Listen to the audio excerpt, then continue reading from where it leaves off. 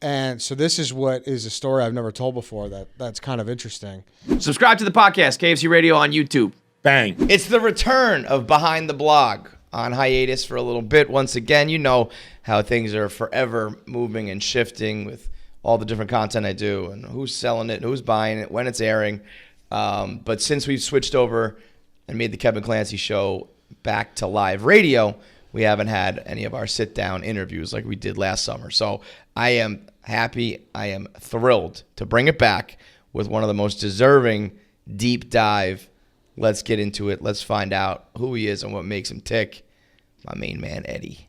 Kevin, thanks. It's a long time coming. We've been talking about it for a while, so excited to do it, man. I said you are one of the only people who I think can fully relate to me at Barstool. There's a ton of people who, me and Clem are like cut from the same cloth as how we grew up and where we grew up and what we like and all of our interests. We're kind of like clones of each other. But when it comes to work, not as much. And then at work, me and John have been doing KFC Radio. Of course, we can relate together, but we have different roles. And me and Dave have been doing this for so long, but we're very different. Eddie is a host. In your blood, you are a host.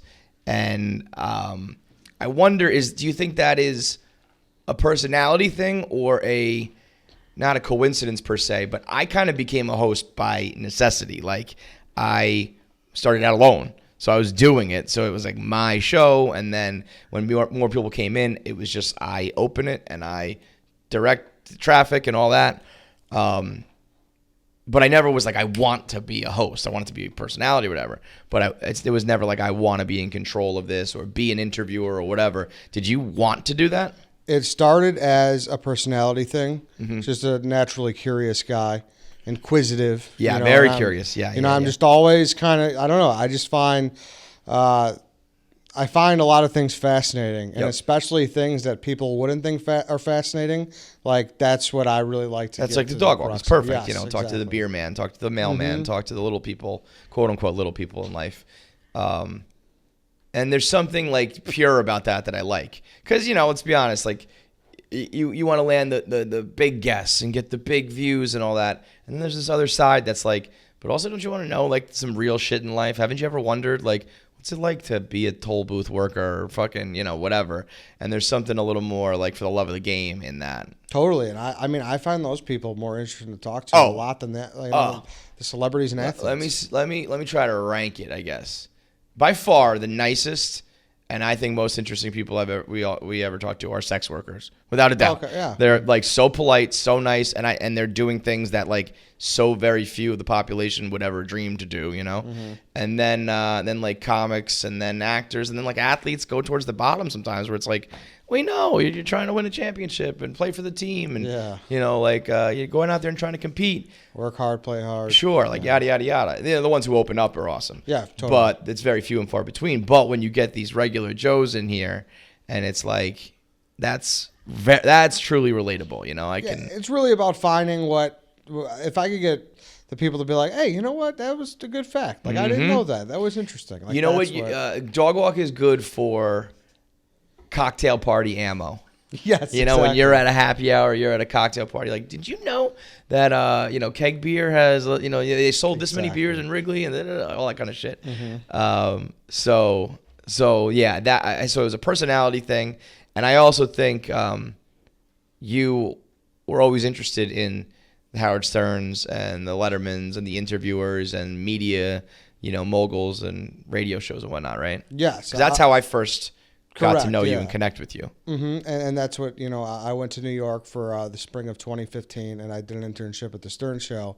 And really just kind of once you realize I was like, okay, I'm an inquisitive, curious guy. How old were you at that point? I was 24 at that point. Okay. So 2015, I was 24.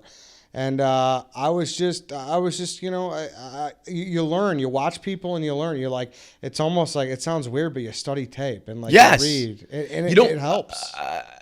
I guess if you were going out to do an internship, you were doing it on purpose.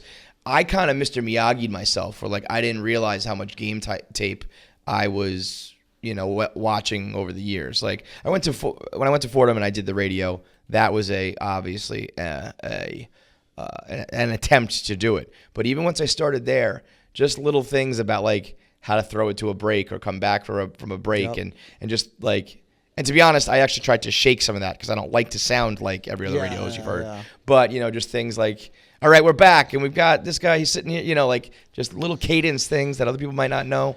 And because if you watch it and you grow up on it, it becomes, part of like your personality, really. Totally, and that's why I love the Stern show too, and it's so Barstool like because you got Artie on there, and he does not have a clean voice, and he does not have ahs and ums and right, and I do that too. I'm not a fucking professional. Right, I hate when I hear stories about people being like, you got to lose your accent. No, fuck that. No, exactly. Mm-hmm. Were you so you grew up on more like Stern shows, or were you listening to like what's their name, like Wally and Silva or something like that around here? Bro, I like to say I grew up on Barstool. Barstool. Oh yeah, wow, that's like, crazy. You know what I mean? Like I started reading my junior year in high school. Right. So that's your formative years for sure. I grew up and what I wanted to do. I grew up in the northwest side of Chicago, very blue collar town, city workers, cops, firemen, and it's definitely not a place where we like to joke around. They don't respect the arts as much. Sure, it's not. It's kind of like when I told people what I want to do, they're like, "What the fuck, out of here, like, you pussy? Yeah, join the union and shut the fuck up." Right. It was completely outside the box, But I, from a young age, I remember seeing, at the time it was Chip Carey. Right. And I was like, I want to be the Cubs. Hell broadcaster. Yeah. Everyone was like, dude, what is wrong? You know what I mean? Dude, just whatever. Go, whatever. Go like fucking, dig ditches exactly. and fucking break Take rocks. It easy. Yeah. But I don't know, man. I've always been one of those people that are like, someone's got to do it.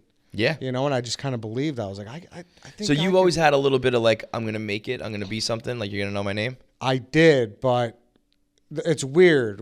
You could think that, but then you could still have a lot of self-doubt at the same time. Absolutely, yeah. Like the balance is crazy. I mean, it's, some days you have a good day, some days you have a bad day. You wake up, happy, you wake up sad, you wake up whatever. Like there are times where I'm like, you know what? We've achieved something that's like fucking unachievable, and we're going to reach the moon. And there are other times where I'm like, this is going to go away tomorrow. It's just part of the ups and downs of being a human, to be honest. Yeah, and like then the industry. On your best day, you feel like you could do it, But everyone knows you don't have your best day days. every day. We have good weeks at KFC Radio. We just had one the other day. We had Josh Richards in, Sal Vulcano, Adam 22 from No Jumper, and we ran the gamut of like talking to this guy who makes porn with his wife, talking to Josh Richards who's like this new age superstar, and then Sal Vulcano is like a mega TV star and comedy, and we kind of touched all the boxes of the shit we do, and we got all good answers. The internet's all good interviews, and I was like, these are the weeks while we do it,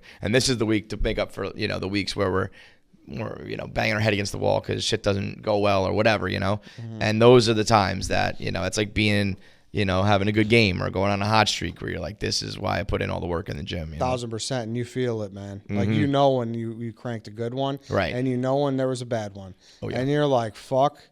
Like, you don't want to throw that out there. You don't want to put that out in the field, but it's like, it sticks with you, man. Yeah, I know. Yeah.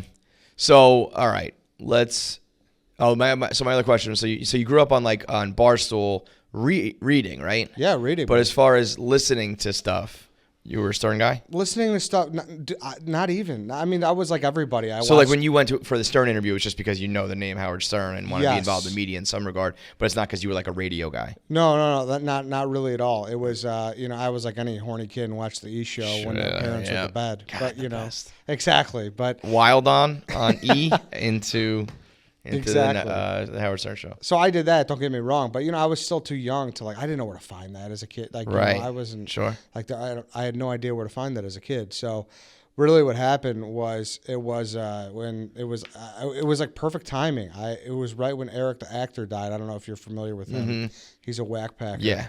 And it was like right when he died, and I saw him trending on Twitter, and I was like, oh, who is this guy? And I'm a wormhole guy. Yeah. So click. Yeah. So I just. Have you ever thought about having a show called Wormhole?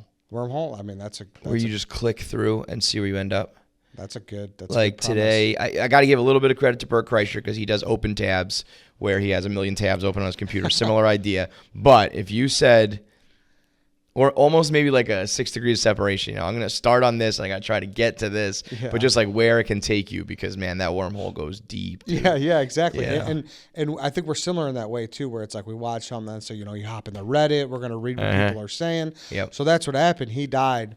And I was like, man, this is funny, dude. Like already these guys are funny. Like this is very, very reminiscent to Barstool.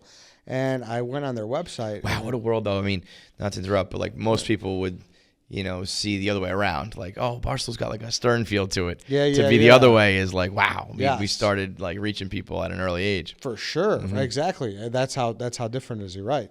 And their first tab was like looking for interns. And I was like, I needed an internship. I was in my last year of grad school. Right. I was like, I never think I'm going to get this shit. I was reading forums that, tens of thousands of people apply. And I just applied. I was aggressive. I followed up and I got it. Just regular like email and resumes and shit. Regular. There was no like hookup or anything like that? Nope, nothing like that. Nothing like wild. That. Yeah. And then how did we connect? So we connected. It was 2013. I had just graduated. I was 22 years old. You guys were playing in the Greg Olson kickball tournament at Grand Park. Yes. And I went down with my friends. I was a big stoolie. And I, like a lot of people, I was just done. I was done with college. I didn't know what the fuck I was going to do. Sure, yeah. No idea. I was might have going to go back for grad school. I was maybe going to find a job. I didn't know. But I loved Barstool. Obviously would have loved to work there. Like, because once I got older, I was like, I don't even know if I'd like to sit there and call game, 82 of the Cubs when I could like sit here and like fuck around and do other things. And like that, the comedy aspect was more intriguing to me than the sports. So always. I gravitated. I gravitated. And so I was like, I'm going to go down and I'm going to, maybe I'll get to meet the guys. I thought there was no chance. I was like, but at the worst comes the worst, you'll support the charity, whatever. So we go down, me and 5 buddies. And, we walked up and, it's crazy to think now. I think there was me and my 5 friends. And I think there was 4 other guys maybe that were at that thing. Right, and now it would be like a mob scene, right? Yeah. Crazy. So I walk up, I was wearing a Gronk Nation t-shirt that my buddy borrowed me. And, instantly Dave's like, oh, I like this guy. I like this guy. And I'm like, yeah, I've been trying to be Big Cat's intern, but he's been icing me out. And Big Cat's like, oh, was I? I was like, yeah, we're just giving him shit. And, Did you guys end up playing with us? Because I knew there was a few stoolies. Yes. Now Dave, I remember. There was like an extra charity thing where you could pay money to get people to jail. Yeah. And someone kicked Prez and Big Cat out. Right. And they're like, we need an extra guy. And I was like, all right, I'll play. That was awesome. Played. Yes. And then, all my buddies are hyping me up, and they're like, "Hey, Big Cat, you gotta give this guy a look, Yeah.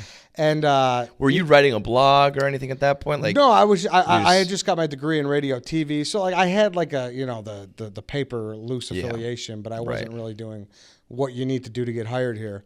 And then Big Cat's like, yeah, just send me an email when you get home, and I ran home.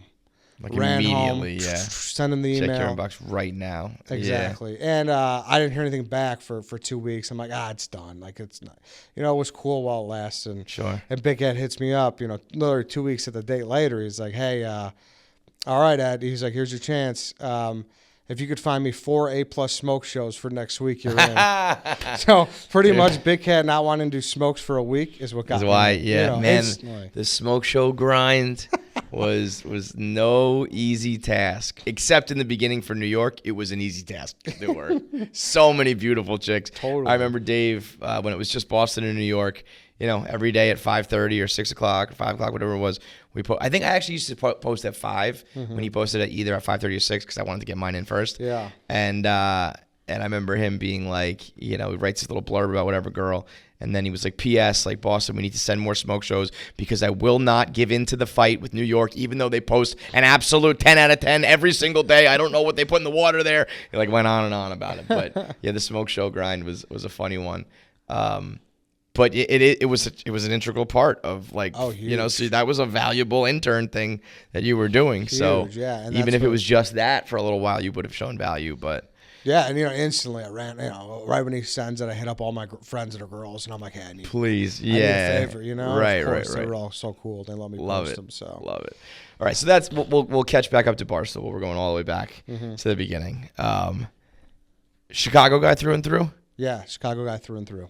And so what's like young Eddie like? Like what's like, baby Eddie like? You know what, man? I was just kind of like a normal Chicago kid. I was kind of more a jerk as a kid, I would say. Really? I was kind of an asshole as a kid. In what regard? Like a punk? Yeah, I don't know. I was just a little punk, yeah. Yeah, I was just the head of the ledge to me, I guess, back then. And then I kind of, at some point, I just grew up. My parents were always very worried about me. Really? So I had poor grades. No shit. Failed religion. Went to a Catholic school. Failed religion. Which is like impossible to do. I was gonna say, it's like failing life in a way. Yes. It's like what?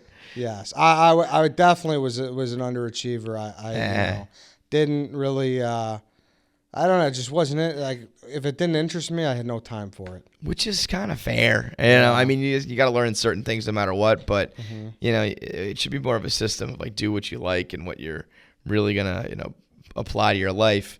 But it's funny the difference between underachiever and just like dumb, if you will. Like if your kid's trying hard and he's getting bad grades, like I don't know what to tell you. Sorry, like you got a lemon. Maybe your genes are just not. Maybe academics is not your kid's scene. But it's when you can tell someone is underachieving, where it's like, can you just try because it's in there, For sure, and like for some reason it clicked to me when I went to college, and I got grades that I'd never ever gotten. A lot of that. He got bad grades, and I was like, or like bad grades, or you weren't really interested in school or whatever. You didn't care, and now he's like the most hardworking dude in the world, like around the clock, perfectionist, making sure. And I'm like, you used to just like mail it in on a paper or a grade or whatever. Like I don't care. Wow, I never quite had that. By college, I figured out how to game the system. That was more my thing. Is I took APs in high school, so I had college credits, which let me register for classes early before everyone else. So I went to rate my professor, and I was able to pick the easy professors. I always said I picked out a class that had a lot of participation was your grade, and I just made sure I raised my hand every day. Took classes over the summer, so I was always ahead in credits, and so I was like gaming the system. But even like in high school, middle school, I always tried. I was kind of a pussy. I was like afraid to get a bad grade. I was afraid to be to fail or whatever. I never really like took it personal. I was just like, my mom's gonna kill me if I do. Yeah. She also used to bribe me. I got like $100 if I got an A in a class. So I was like, I gotta get that money. That's nice. Good old bribery, good old capitalism. But so your parents kind of knew it was more of an underachiever than it was like he's not an idiot. He's just not applying himself. Totally, yeah. Right? I mean, I was obsessed with sports, and like I could tell you, the ins and outs of the Orlando Magic's roster. Yes, the brain. Funny you say that. Do you know that they were founded? What year were the Magic founded? Was it 90 or 80 something? 89. If you would have told me where the Magic founded in the 80s, I would have said no way. Like it's only like a year, whatever difference, but 89. So it's like if you can memorize all those stats and understand the world of pro sports or whatever, obviously the smarts are there. Just Macbeth just had no, Yeah. I just wasn't, wasn't a Macbeth guy. Right. So I was, I almost didn't. I got caught cheating on a final in high school. Almost didn't walk. Yeah. How were you cheating? We were handing a Scantron back. So we had 2 Scantrons, and we were having another kid fill it out, me and my friend. So he would do the test and pass it back to you? Yes. Like and then he would do his own test again? Yeah. Essentially, he would fill his out and then like quickly do them for us. I was always I would cheat on tests if I even if I knew the answer. I'd be like looking over at yours, just be like, just a double check. Sometimes I'd be like, nope, you're wrong. But we had kids who were doing the right on the inside of the water bottle. You ever do that? Oh yeah. Yeah, we had that. We had a lot of like revolutionary people who were scheming and scamming their way through school. My best one is in college. I was in a frat, and we had a big lecture hall. And one day we had a back row. There was a bunch of us guys who were initiated, and there were a bunch of the sorority girls and whatnot. And we're like, hey, we need a couple pledges, because they would always zero in on our section. So I was like, hey, I need you guys to come to this final. I need you to sit in the Weren't front. even in the class. Weren't even in the class. Wow, they were freshmen. the decoy. Yes. I was like, I need you guys to ask as many questions as you can.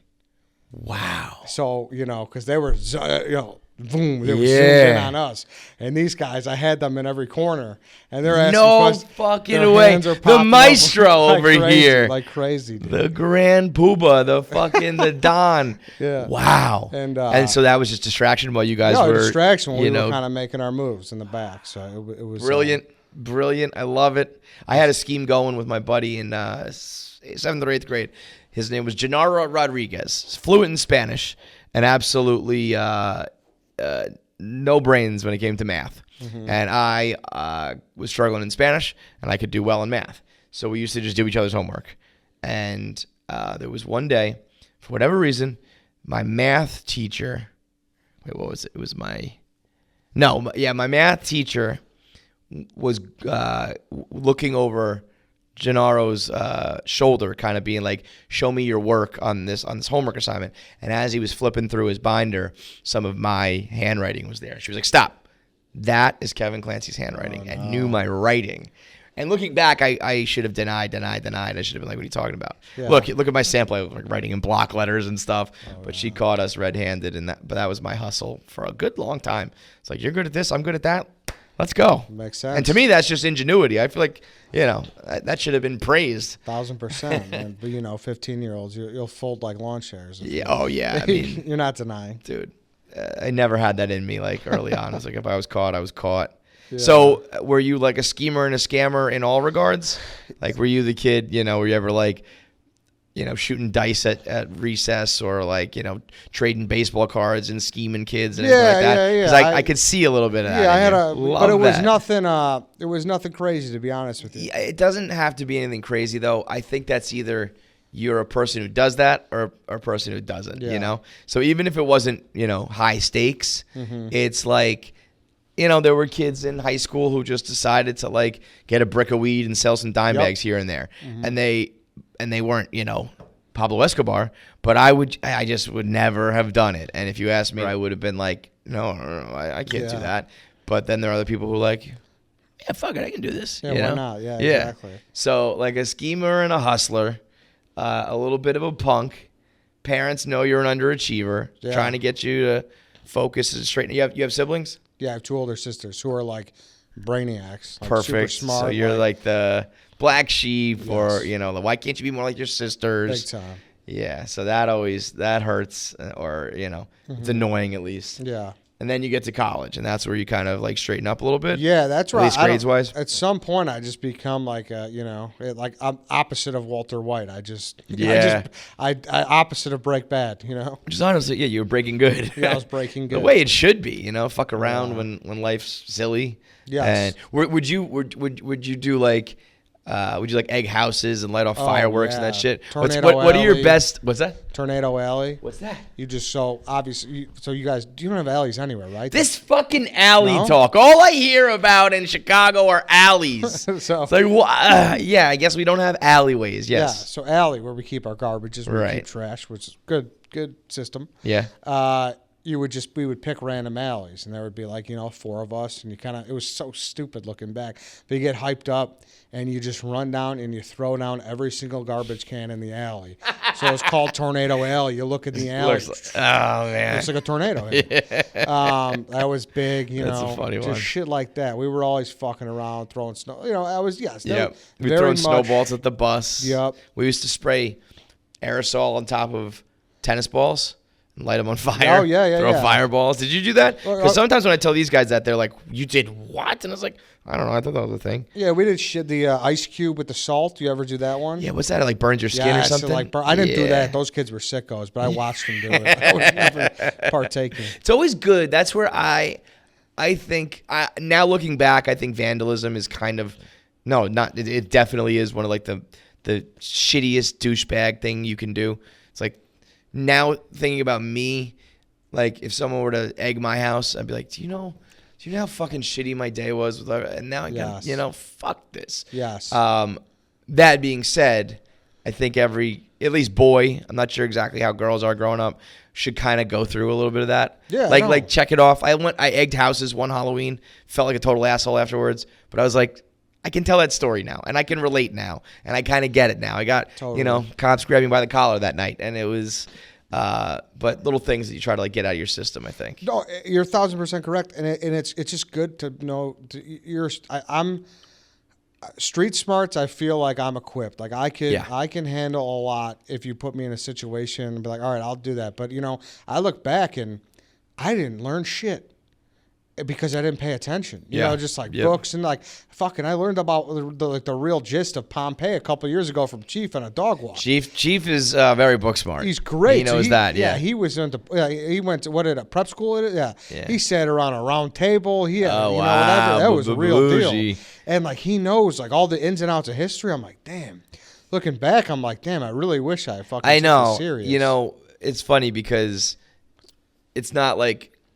I think it's so fucking cool to be smart now, yes, and not even smart, more like knowledgeable, where it's just like, sure. I can tell you facts about Pompeii, and I know why, like the Greek economy collapsed a few years ago, and I know what's going on with crypto or whatever. But at the time when you're in school, it's just, you think of like knowledge is just something you need to pass the test. Yes. Not like because it's going to be cool one day when I'm talking to a girl or I'm trying to impress a boss or whatever, I'm trying to do a podcast. It's cool to know shit. 1,000%. But that being said, if I gave you the choice between you get 100% of one and 0 of the other, street smart, book smart, what would you take? It's tough. I mean, I like who I am, so I'm happy being the street smart guy who would, just kind of knows his way around. I'd still take street smarts 100%. Yeah, like 0 book smart is tough because you sound just like an ignorant fool. But some of the guys I know who maybe, were failing a class I was getting an A+ in, you throw them in the street at night in a bad situation and they can, like, know a guy or know a way to, like, get you out of trouble. And it's like, that's fucking, to me, maybe it's not always applicable. Maybe it's rare here and there. But I think it's just more important to be able to handle yourself in life because you always can learn. Yes. I think there's a window for street smarts. Agreed. I think the window closes on street smarts once you're like, through into college. It's like now you're already kind of pampered and spoiled and used to people doing things for you and you haven't lived any experiences. It's done, you know? You can try and maybe pick up some things here and there. Whereas I can pick up a book now and still like learn this shit. But who I am as a person when it comes to like, how to handle money and how to handle yourself in a bar and what to do when shit hits the fan and all that stuff in fights and in, bad stuff. It's like that. Like the intuition you can't teach. Man. Right. You cannot teach that intuition. Like, like you're walking in New York, like, when it's time to tense up. Sure. Like how to carry yourself. I got that for sure. Yes. So, even like how to talk to a bouncer. Yes. How to talk to a bartender. Yep. Things like that. I would never want to be the guy like when I walk into a bar, especially when I was younger and I still was doing it frequently. When I walked into a bar, I was like, this is my home, and I can belly up and I can talk to the bartender and the waitress and meet the strangers and shake hands and kiss babies and all that, felt at home. Whereas like if I ever felt like out of place in situations like that, I would hate myself. Yes, exactly. That'd be, and it's like, congratulations that you have a 4.0, but the Pythagorean theorem. Yeah. But you can't, you don't know how to like order a drink at a bar or something like that, Yeah. So yeah, I mean, I don't think anybody would be surprised by the description you just gave of yourself. I think you're pretty true to like who you are. I think that's interesting because I think on the internet there are characters and there are personalities and then there are just people, and I think the idea is to kind of be a person, one of those people with some personality. And take half that and fully be a person, And I think there are some people who are the personalities and then push into the side of characters, and it all works. And if you do them all, either side can be very successful. But I always think the most relatable and kind of powerful at certain times when you need to be is just being like a real person as opposed to a scripted or whatever creation, And I think you're just who you are, right? Totally. And that's what, and I'm sure we'll get back to this at some point. We started with the host talk. I had that option, man. Like when I came up, like I really got noticed by Dave from that first Bears video when I was screaming into the camera about Khalil Mack. And, there was a real time there where I could have went that character route for like, followers and all that. It's great. Like if you want to scream into the camera and like do that, like it's great, man. You know what I mean? But to me, like, I don't know. There was a more stability and more upside to like becoming the host and just settling down as me. Yo, so what I've always thought is, it's a little bit confusing, but my ceiling being myself is here, right? Mm-hmm. My potential ceiling, whereas, so like I'm here, people who go characters can make it all the way here. Yeah. But me trying to do a character is down here. Mm-hmm. So Yes. I'm not going to reach that same level because I'm not a character guy. Yes. And so I'd rather be myself, take a little bit off the table, but not risk being the guy who flops, because the internet can smell that on you. You know, they're like, 1,000%. he's not a guy who screams and yells at the TV or at the camera. So maybe sometimes, but for the most part, he's, you know, more mild mannered and just talking.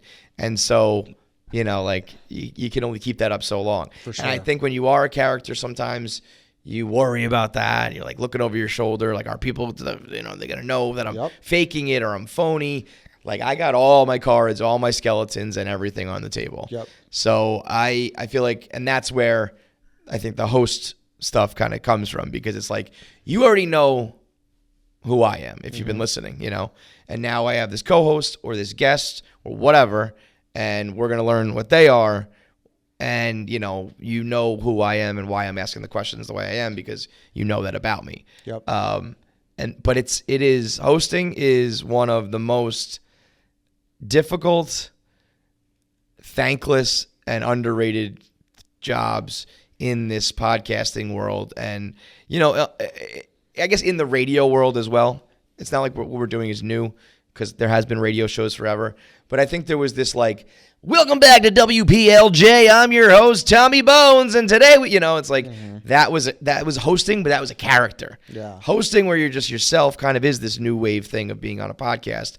And I don't think people appreciate what goes into it, because it doesn't seem hard. Sometimes it might seem effortless to people, but you know, it's no joke, especially with some of the people we're hosting with, right? No, yeah, for sure. It's like you said it perfectly. It's a thankless job.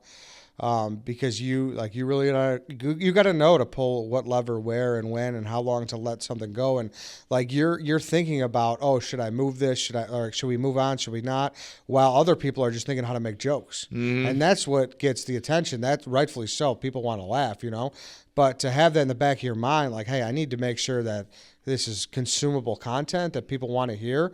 You're thinking about that, whereas you're not just so free where it's like, I'm just going to go fire with when's what it my have turn to talk? Yes, exactly. You can tell the people who are just like, you're talking. When is it my turn to talk? Okay, now joke. Yep. And it's like, that doesn't really help, the conversation. I mean, it's very similar to being a point guard, right? Where you're like, 1,000%. half your brain is thinking about the play right now and what you're saying while setting up the next play, and you got to worry about getting back on defense. That's kind of all the things that are happening here, because I'm thinking, well, I definitely still have to talk about this topic. We got to get to that. So don't forget that. Keep that in mind.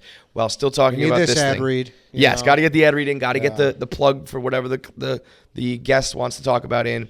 Got to continue with the current conversation, while also, here's what I really want to talk to about. How am I going to segue to that? We're over here talking about the cell phone company he's plugging. Somehow I got to get to talk about his girlfriend who went viral the other day or whatever. And you got to try to get there with segues and with, in a smooth way that doesn't make it all choppy. And I think that there's, when you work with certain people, you want to just like lob them up for them. And there's no glory unless you're fucking Jason Williams. There's no glory in the way that the alley is being lobbed. It's always about who's throwing it down. And that's, really what we're there to do as a host, is like set people up for the spike. And you don't get remembered for as much as that, No, the people who do really appreciate it and respect it, and they know it and they can see it. There's just fewer people like that. For sure. And you're right. It does happen. But at the same time, like it would be nice to throw some down once in a while. Yeah. Yeah. Well, that's why, I mean, when I'm a guest on a show, I'm like, this is amazing. Like, you talk about whatever you want. I'll jump in, not jump in, however you want to do it, dude. Like, I'm good. I also find it interesting, like, when you're doing something like this, you're allowed to talk about yourself. If on your podcast you're just babbling about yourself, people are like, you're selfish, or you're, all you do is talk about yourself. This is like, the point is we want to get to know you. So whatever's on your mind, man, like, you can let it out, and that's okay. And so I find that very freeing, where it's like, here's what I think, and that's all right, No, for sure, because if you open up a show and you lead with yourself, it's just weird, man. That's a hard thing to get over. Yeah, like, and I'm not over that. I'll be honest. Yeah. Like, there's so many times where it's like, like, especially when we were doing Sirius, where the clock was ticking. Like, I was waiting to fit something in. It's like, it's just gonna be, or I was waiting for someone to set me up. It's like, no, they're not thinking that way, man. They're thinking to get their shit in, and it's like, I don't know. And I'm just someone to set you up. Yes, and I'm fine with the show. Ultimately, all I care about is that the people, whoever is listening on the other end, is enjoying our product. Then that's fine with me, But of course, you do feel like, man, I wish I got some. Doesn't get reciprocated. Yes, exactly. Wish I had some points and not just assists today. Yes, and even things like, I'll just laugh at your joke. Yes. Even if it wasn't the best. Yep. I'm not going to be phony. I'm not going to be like cackling. And if it's really bad, I'll be like, come on, dude. But, when people are out here just trying to make conversation and trying to drop some punchlines and some jokes, it's like, oh, yeah. Or, if I disagree with you, or if you say something that's like, oh, that's not really how it goes, but whatever. I'm not going to be a stickler about it, because it makes for a better, smoother show.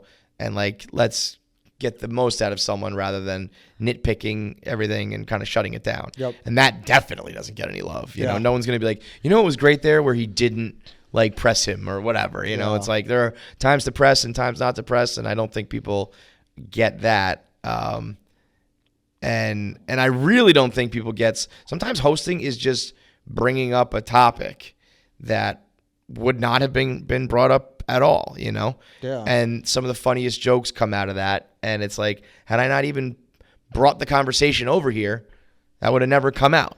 But no one's thinking three, lines ago, if you will. Exactly. And that's people if you're watching a movie, you're watching a fucking rock movie, when you leave the movie, you're gonna remember the big action scenes. You're not gonna remember the crucial plot points where you got to push a storyline along. Yes. So that's like the laughs, the big action. And it creates this thing on the whole, and hopefully you get like the love for that. Yeah. But people are always going to remember some of those characters and some of those jokers more. Now, why I say that you were one of the only people who I think we can relate to each other is we both have had the pleasure of hosting alongside of Dave. Yep. And it's not even hosting. It's like Dave's the host of the show without being the host of the show. You know what I mean? Yeah. It's his show. You're just there to open it, close it, facilitate it.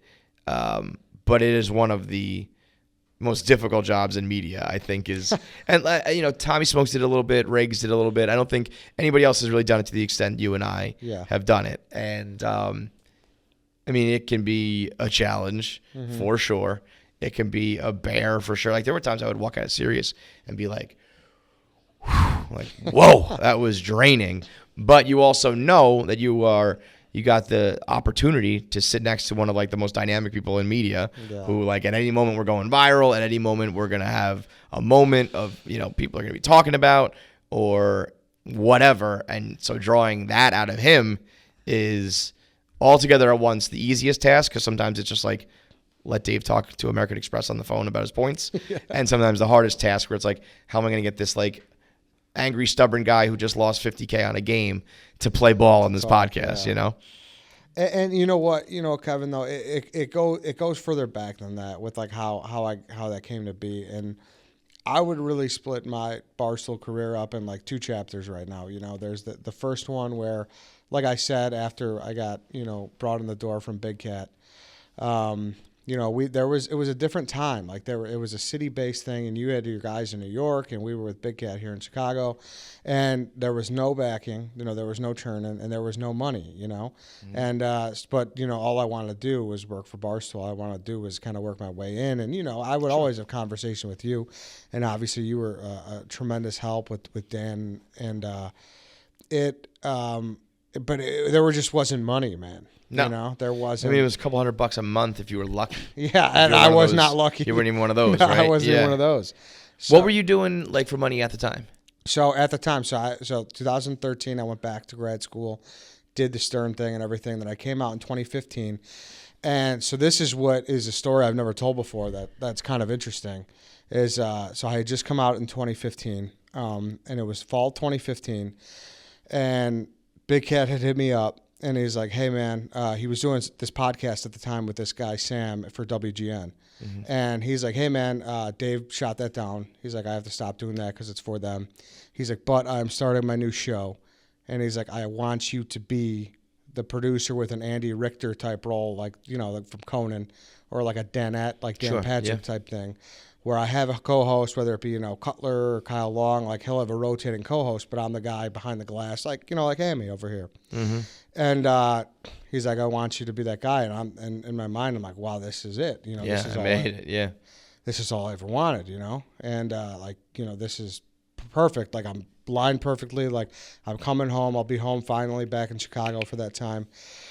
And then like a couple weeks went by, and he's like, "Hey, once again, Dave shot it down, so it's not gonna happen." And shot down the whole show. Yes. So little did I know at the time. So he shot it down, but he's like, "Hey, once the new podcast comes up, once I'm able to do the show, I'll let you know." What happened at the time was 2015 fall. That was the churning shit was going on. So kind of it got put on a freeze. That's the way I understand it too. It might be different from Dan's vantage point and everything. But, everything got put on a freeze, And so, Dan obviously was great, helped me out tremendously, helped me get my first job out of college. And I worked at a sports media company that was, it was brutal, man. Like it was not Barstool. I was working from 4 p.m. to 1 a.m. And Tuesday. Oh, I remember that. Yeah. Wednesday, Thursday. Where was that? It was called 120 Sports. Yeah. Yeah, and it was Wednesday, Thursday off, and it was just tough, man. It was tough times, and it was just now when you know where you want to be, and you're so close, but you're somewhere else. That's like, it's brutal, man. It was brutal. It was a very tough stretch in my life. Getting paid anything? No, trash, peanuts, man. Right. $14 an hour, something like that. Right. Like peanuts, bro. And what's crazy is then the churning deal happens, and Dan's next podcast turned out to be part of my take. Sure. So you're like, in my eyes, I was like, fuck. Yeah. Like that was my That was spot. supposed to be my thing. Yes. Yeah. And like, Kevin, man, it was a very hard thing for me to swallow. I bet, dude. It was like, holy shit. And credit to those guys. They fucking are superstars. Right. They sort it to the moon. Sort of the same thing for me, where it was like he was still kind of doing some KFC radio episodes, but once it blew up, it was like, oh well, he's never seen him again. He's got to go do this thing and ride this to Jupiter.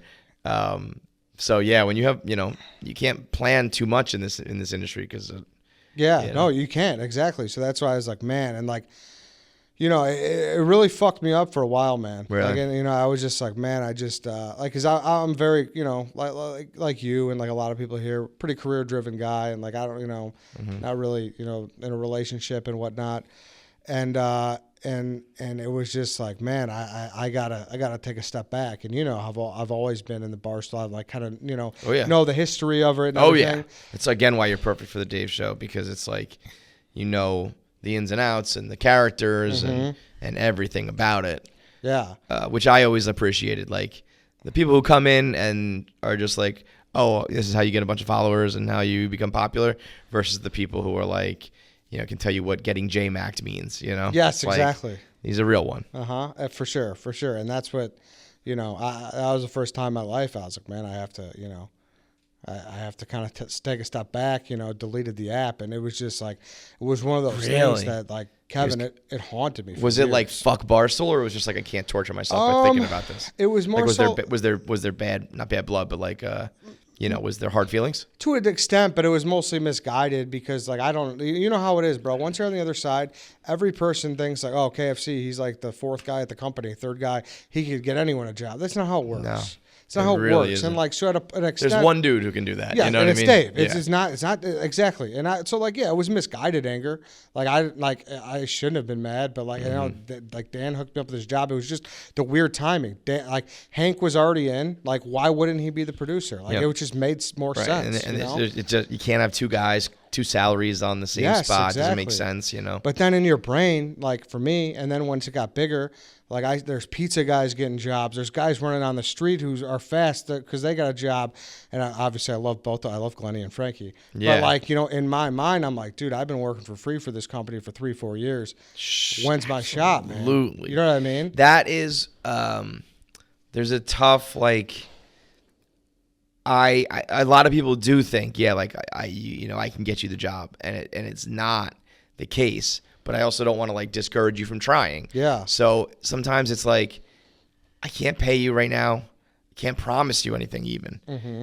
So like, be clear on that. You're welcome to still do this, but don't just think that like at the end of the summer I can make it happen. I wish I could, and if I could, I would. Exactly. But truth be told, more often than not, I go to bring something to Dave. He'll be like, "No, get the fuck out of here," you know. So exactly, and I know that now, obviously. But once, and I knew that in the beginning. But once turning came, it was like, "Oh, this is."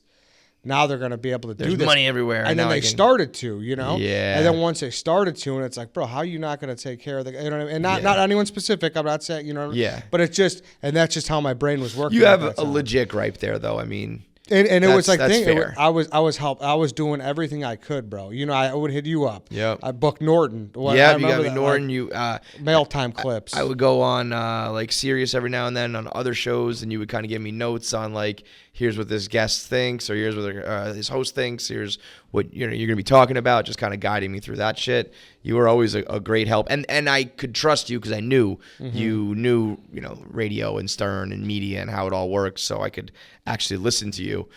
And I still think to this day there's some of that, whether it's hiring or bonuses and raises and stuff, where it's like, so some of that like employee pool of money is going towards that person that was on TV that one time on camera, like the cameras caught him doing something silly, like okay, I guess so, But also there were people who were like, oh, like they just hired another TikTok girl, really? And it's Brianna. And it's like, huge media person. Like, fuck you, So you never really know, and you're trying to catch lightning in a bottle.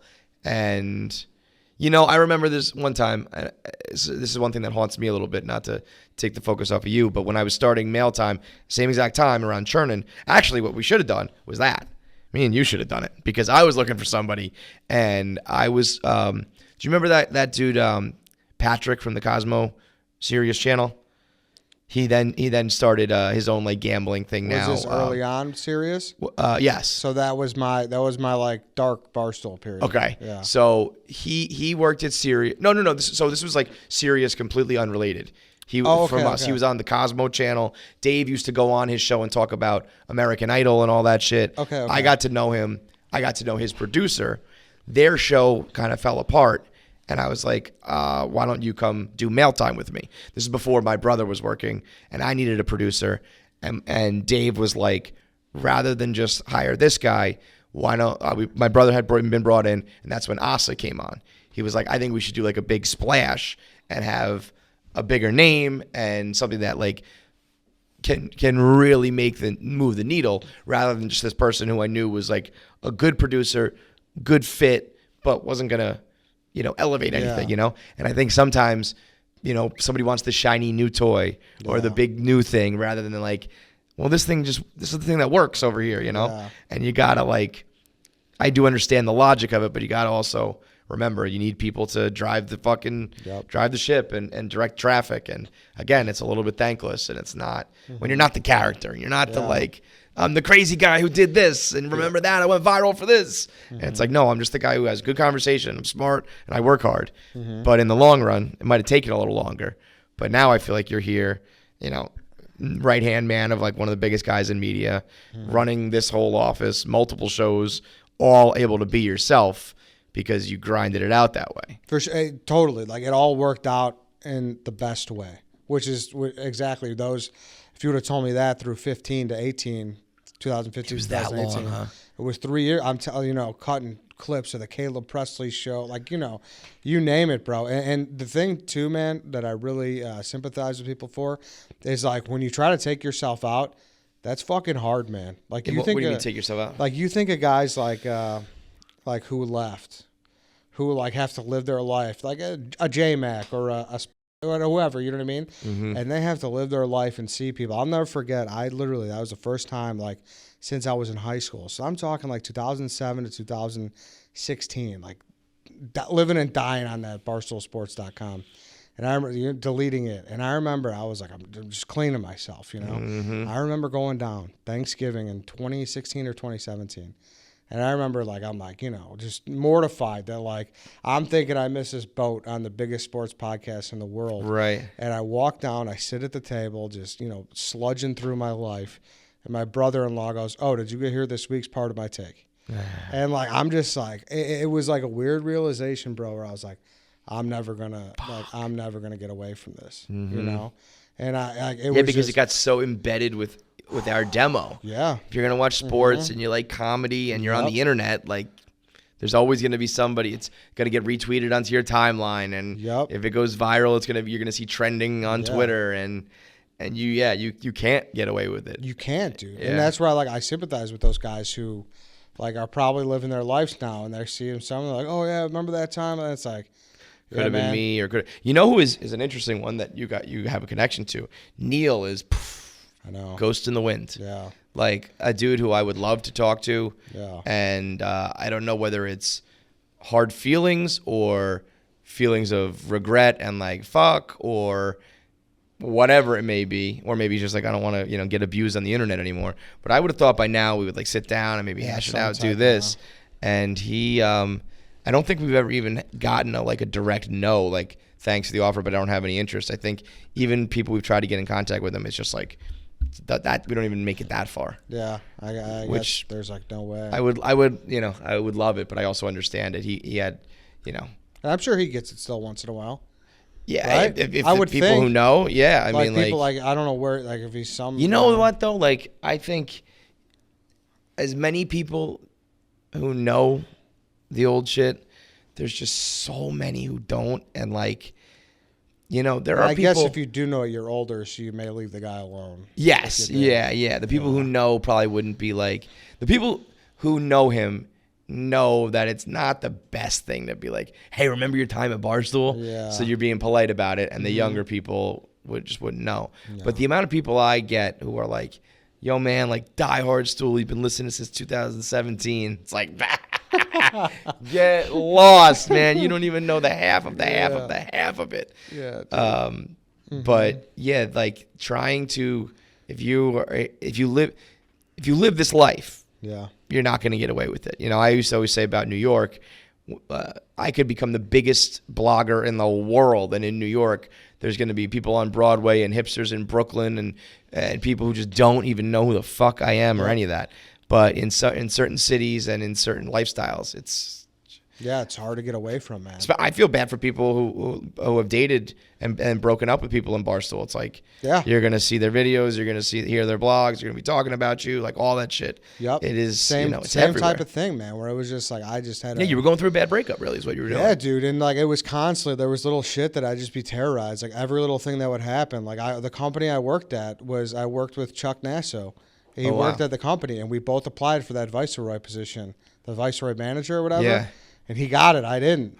So literally, I remember when he got the call, we were in the same bullpen, bro. And like, I obviously I love Chuck. He's one of my good friends at the company. And like, but at that point, you must have been like, I was fucking distraught. But I could see him like how bad he felt. He knew. Like he knew. He did not want to tell me. I was gonna say, is that one of those like, hey, totally. Eddie, I got the viceroy drop. Like, what did you say? I got the viceroy drop. Yeah, because he's just such a nice guy. But I was like so happy for him. I was like, dude, and he deserved it. Don't get me wrong. He was the guy for that. But job, so do clearly. you. I mean, Sure, like, I would have done fine. But like he was like, there's no hard. Like I said, whether it's a pizza, whatever, whether it's Frankie, Glennie, whatever. Yeah. There's no hard feelings. But it's like, man, how many times is a roster spot gonna open up? Bro, I'm so glad you stuck with it because I think you would have been fully within your rights, if you will. Would have been totally understandable if you just said like, I can't keep getting my hopes up and getting shot down. I'm gonna go work for a fucking complex or something. I was there, Kevin, and it was 20 3 year span. Bro, 2017 to 2018, I really started to cut it out, and I was like, I got to a point 2018 in the spring. I went on an awesome vacation with like 18 of my friends from college, like bunch of girls, bunch of guys, and we, I don't know, man. I became at peace with the fact that I was like, It's just not gonna happen. it's just not gonna happen, man. Yeah. It's not gonna happen. I was gonna let the summer go by, and I was gonna, maybe looking to join a union and just Sure. Be whatever thing, what you were supposed to be, quote unquote, right? Which was like so fucking shameful for me, man. Like that I put my neck out there and be like, everyone, people definitely had their jokes. Like, dude, what's this guy doing? Really? Yeah. Oh, yeah. Like people like personal life, Friends like, and family and shit? Yeah. That were like, they didn't understand, bro. Because it's indescribable. Like to find a place like, oh, I want to work at this bar. So it's like, what do you mean? Like, you know what I mean? People just didn't understand it. And they were kind of clowning on you, or they would just be like, they would talk about it and not realize how much it's, hurting your feelings. More like that, but there were definitely people who were probably like, oh, dude, like, grow up, Peter Pan. Like, get a real job. And I had that realization, man. I was about to turn 28, and I'm like, man, I gave this a crack. It's time, dude. yeah. Yeah, like I gave it a shot. Yeah, I did everything. I did everything like I could for you guys. I started my own separate podcast with Social Media Danny, and like I was trying any way I could, and then, I just honestly, man, I finally somehow I became at peace, and I was like, all right, it just like you said, it just didn't happen. And you were working. So at that point, you're working. Where you're Yeah, I'm still making peanuts, 30 Right. grand. You know what I mean? Like Right. at this company, and that July. So you were still planning on, what was it called, 120 Sports Yeah, or whatever? yeah. So you're still planning on working in this planning field. on leaving there. I was going to leave the field. Yeah. Oh, and you go do some union shit. Yeah, I was cop, gonna, fireman, union steam Yep. fitter, whatever it may be. Yep. Okay. Mm-hmm. So what stopped that from happening? I got a call, or I got a text from Big Kid. It was a Sunday. I came back from a bachelor party. And at this point, like, I wasn't really talking to any of the three guys I work with now. I wasn't talking to Dan a whole lot either. Yeah. You're moving on. Yeah, just moving on, man. It was like, it was time to, just let it go. Right. And he texted me. He's like, hey, man, I'm in town. Meet me downtown at this coffee shop. Like, hey, if we want to talk, we have an opportunity with Redline Radio. It's getting picked up, and we want to, talk about bringing you back. And I'm like, Was that because of Sirius or because of just the podcast was coming back? So that's when podcast. Barstool was acquiring more shows. Got it. And Barstool, we weren't full time, but they picked up Redline as under the Barstool umbrella. Sure. Like, we'd get like a rev share, and like Barstool. It was really no. Barstool's a great deal, Right. It's like if it blows up, we got them, and if it doesn't, we're happy to just like post their shit under umbrella, but whatever. Exactly. Yeah. And this is I'm at peace now, Kevin. You know what I mean? I'm at peace, and I'm like, You just got over the girl. I know. And then she calls up and says, "Do you want to go on a date?" I know. I was like, I don't know if I could do this, but I was like, I'll take the meeting. I'll take the meeting. Why not? You were really you weren't like yes. You were thinking like I'm not going to do this to myself again. Of course I was. Yeah. Because, it's that girl you can never get over. Of course. However, I went in for the first time with truly no expectations. Yeah. Or like I'm not going to get hurt again. Yes. I was just like, all right. Yeah. What is like, it? No, I know. You're probably not going to get this again, but yes, okay. Exactly. Yeah. So they pitch it to me. They're like, hey, we want to think about you, whatever, which was all like, super awesome. They thought of me to do that even. And so that happens, and to be fair too, there were a lot of ways where I didn't do enough to maybe make it work. It's like one of those like the proof's in the pudding. Did it happen or not happen? If it didn't happen, you didn't do enough work. Yeah. But sometimes it's not that. It's like you did do enough, but right time, wrong place, or the wrong guy, or whatever reason get overlooked because everything you did do was valuable. Yeah. But. Mm-hmm. Okay, so you take that meeting. And then that's where I'm like, all right, like, hey, do you want to show up? And I was like, all right, fine. I'll show up to the first recording. And then it's like, all right, come back next week. And then I was the Bears guy on the blog in 2013. So I was the Bears guy. And it just so happened that the Bears, they make that Khalil Mack trade and that week one game. And I had a lot of regrets about like not putting myself out there more and whatnot. And that first game hits, and that, if you remember that week one against the Packers, the Bears went up 20-0 in the first half, and I like something took over my body where I was like, I'm like, this is, and I made a fucking crazy video. I was like, it was honestly just pure joy. Funny because it's like out of a little bit out of character. Yes. We saw Carl have his rant and plenty of people who are. What do you think I can find? Like Eddie Barstool? Yeah, if you looked up like Bears Packers recap or whatever, and it was like and it just took off, and we lost in heartbreaking fashion. Oh wait, okay, so that's why Dave loved it, right? Yes, because you were up crazy at halftime, and then you lose, and Dave was just like loved the fact that you got absolutely crushed by that, right? And I remember walking into my job the next morning, sludging in. Whatever. Bears just lost a fucking Sunday night football game. Yeah. And my buddy's like, holy shit, dude, Prez blogged about you. I was like, what do you mean? I've had like two I met him at the dog show and I met him somewhere else. Yeah. And never really met Prez at the kickball too. And so I never really had any interaction with Prez. And he wrote, like, I can't stop watching Eddie Barstool's heart get ripped out of his chest by the Bears. And I was like, that's a big deal. You know what I mean? Yeah, I mean, that's I can't find it, but I do remember now. You got it?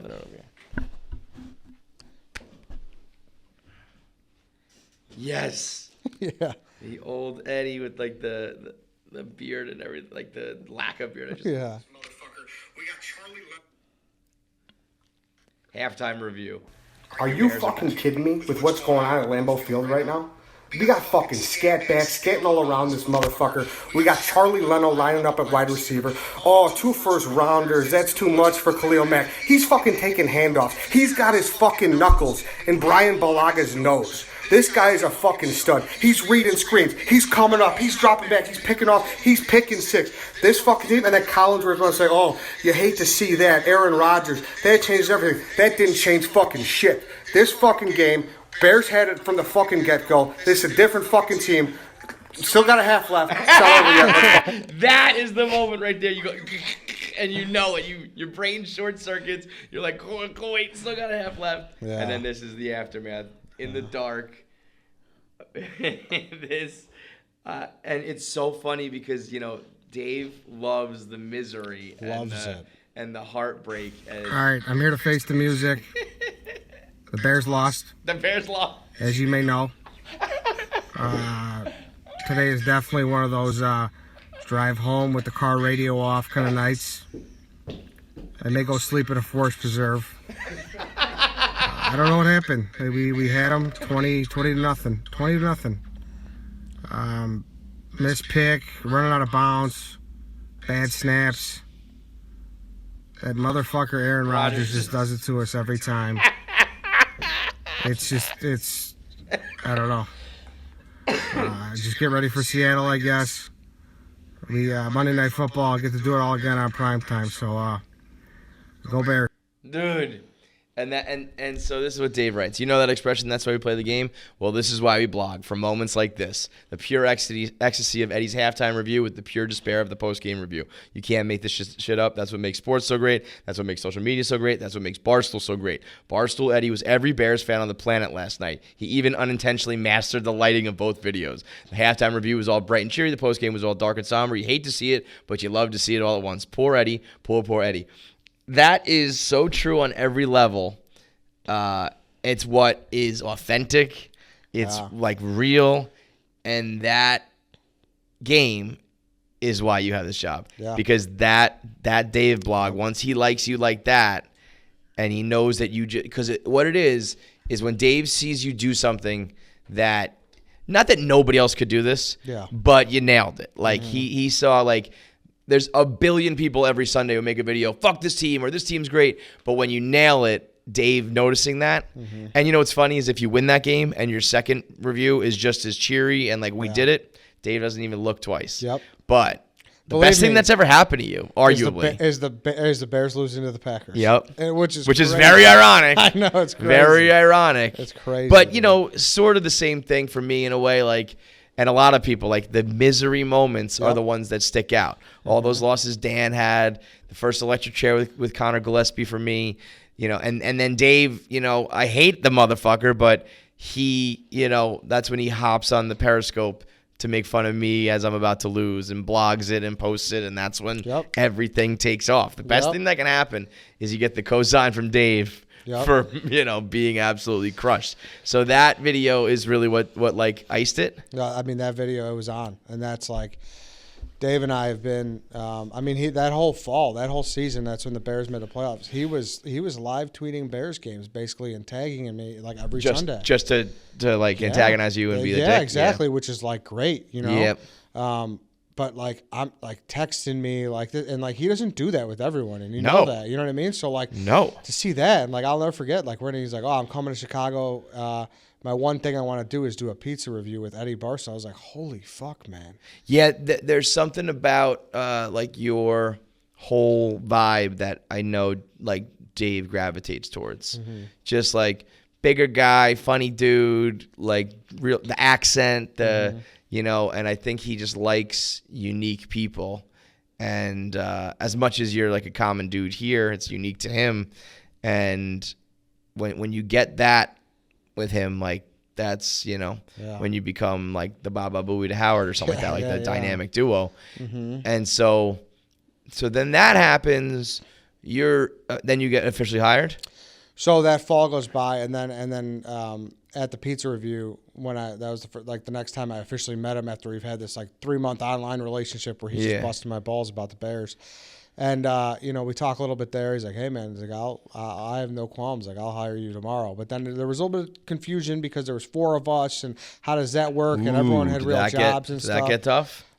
Briefly. But then they ultimately were like, hey, like, let's do everyone. And So you guys got you got like 4 full-time salaries offered to you guys? Yes. Yes. Wow. Because that would have been weird if he was like, I like Eddie and Dave, but I don't like Chief and Carl, or like whatever it might have been. Picking and choosing could have got very ugly. It was very close to that happening, Really? being ugly, and that's what.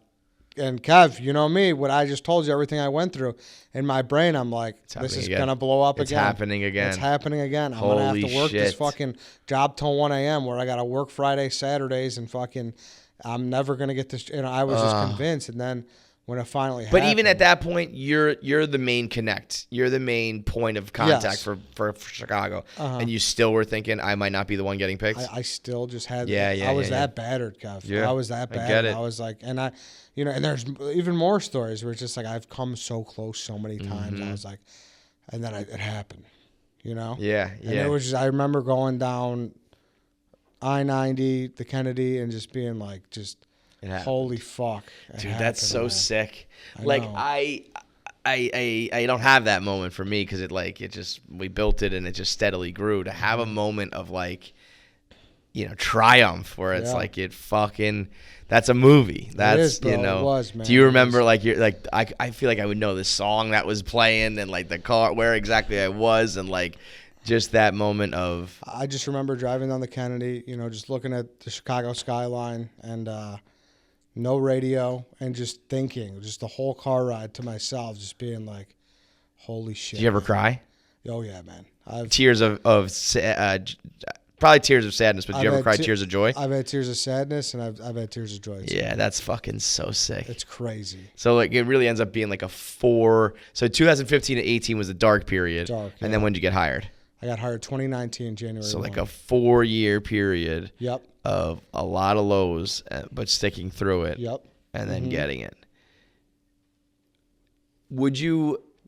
And I've never told this. I don't think anyone knows. Yeah, this, I never knew that there was a period of time of like more or less kind of like fuck Barstool. Like I can't be around it anymore. Yeah. So you went through the darkness, and then God, because of Aaron Rodgers and the Packers. Because of Aaron Eddie, Rodgers you owe it all to Aaron Rodgers. It's crazy. If you ever meet Aaron, you got to say thank you. You got to shake his hand and say thank you. And Khalil Mack too. Yeah. There's 2 sides to the story. Brian If the first half Bulaga wasn't so good, man. And so then you're hired and you're doing Redline Radio and shit like that. Yep. When does like becoming Dave's, you know, host, like right hand man? Because I know, you know, we've talked about how if Dave had a podcast from Jump Street, he would be huge.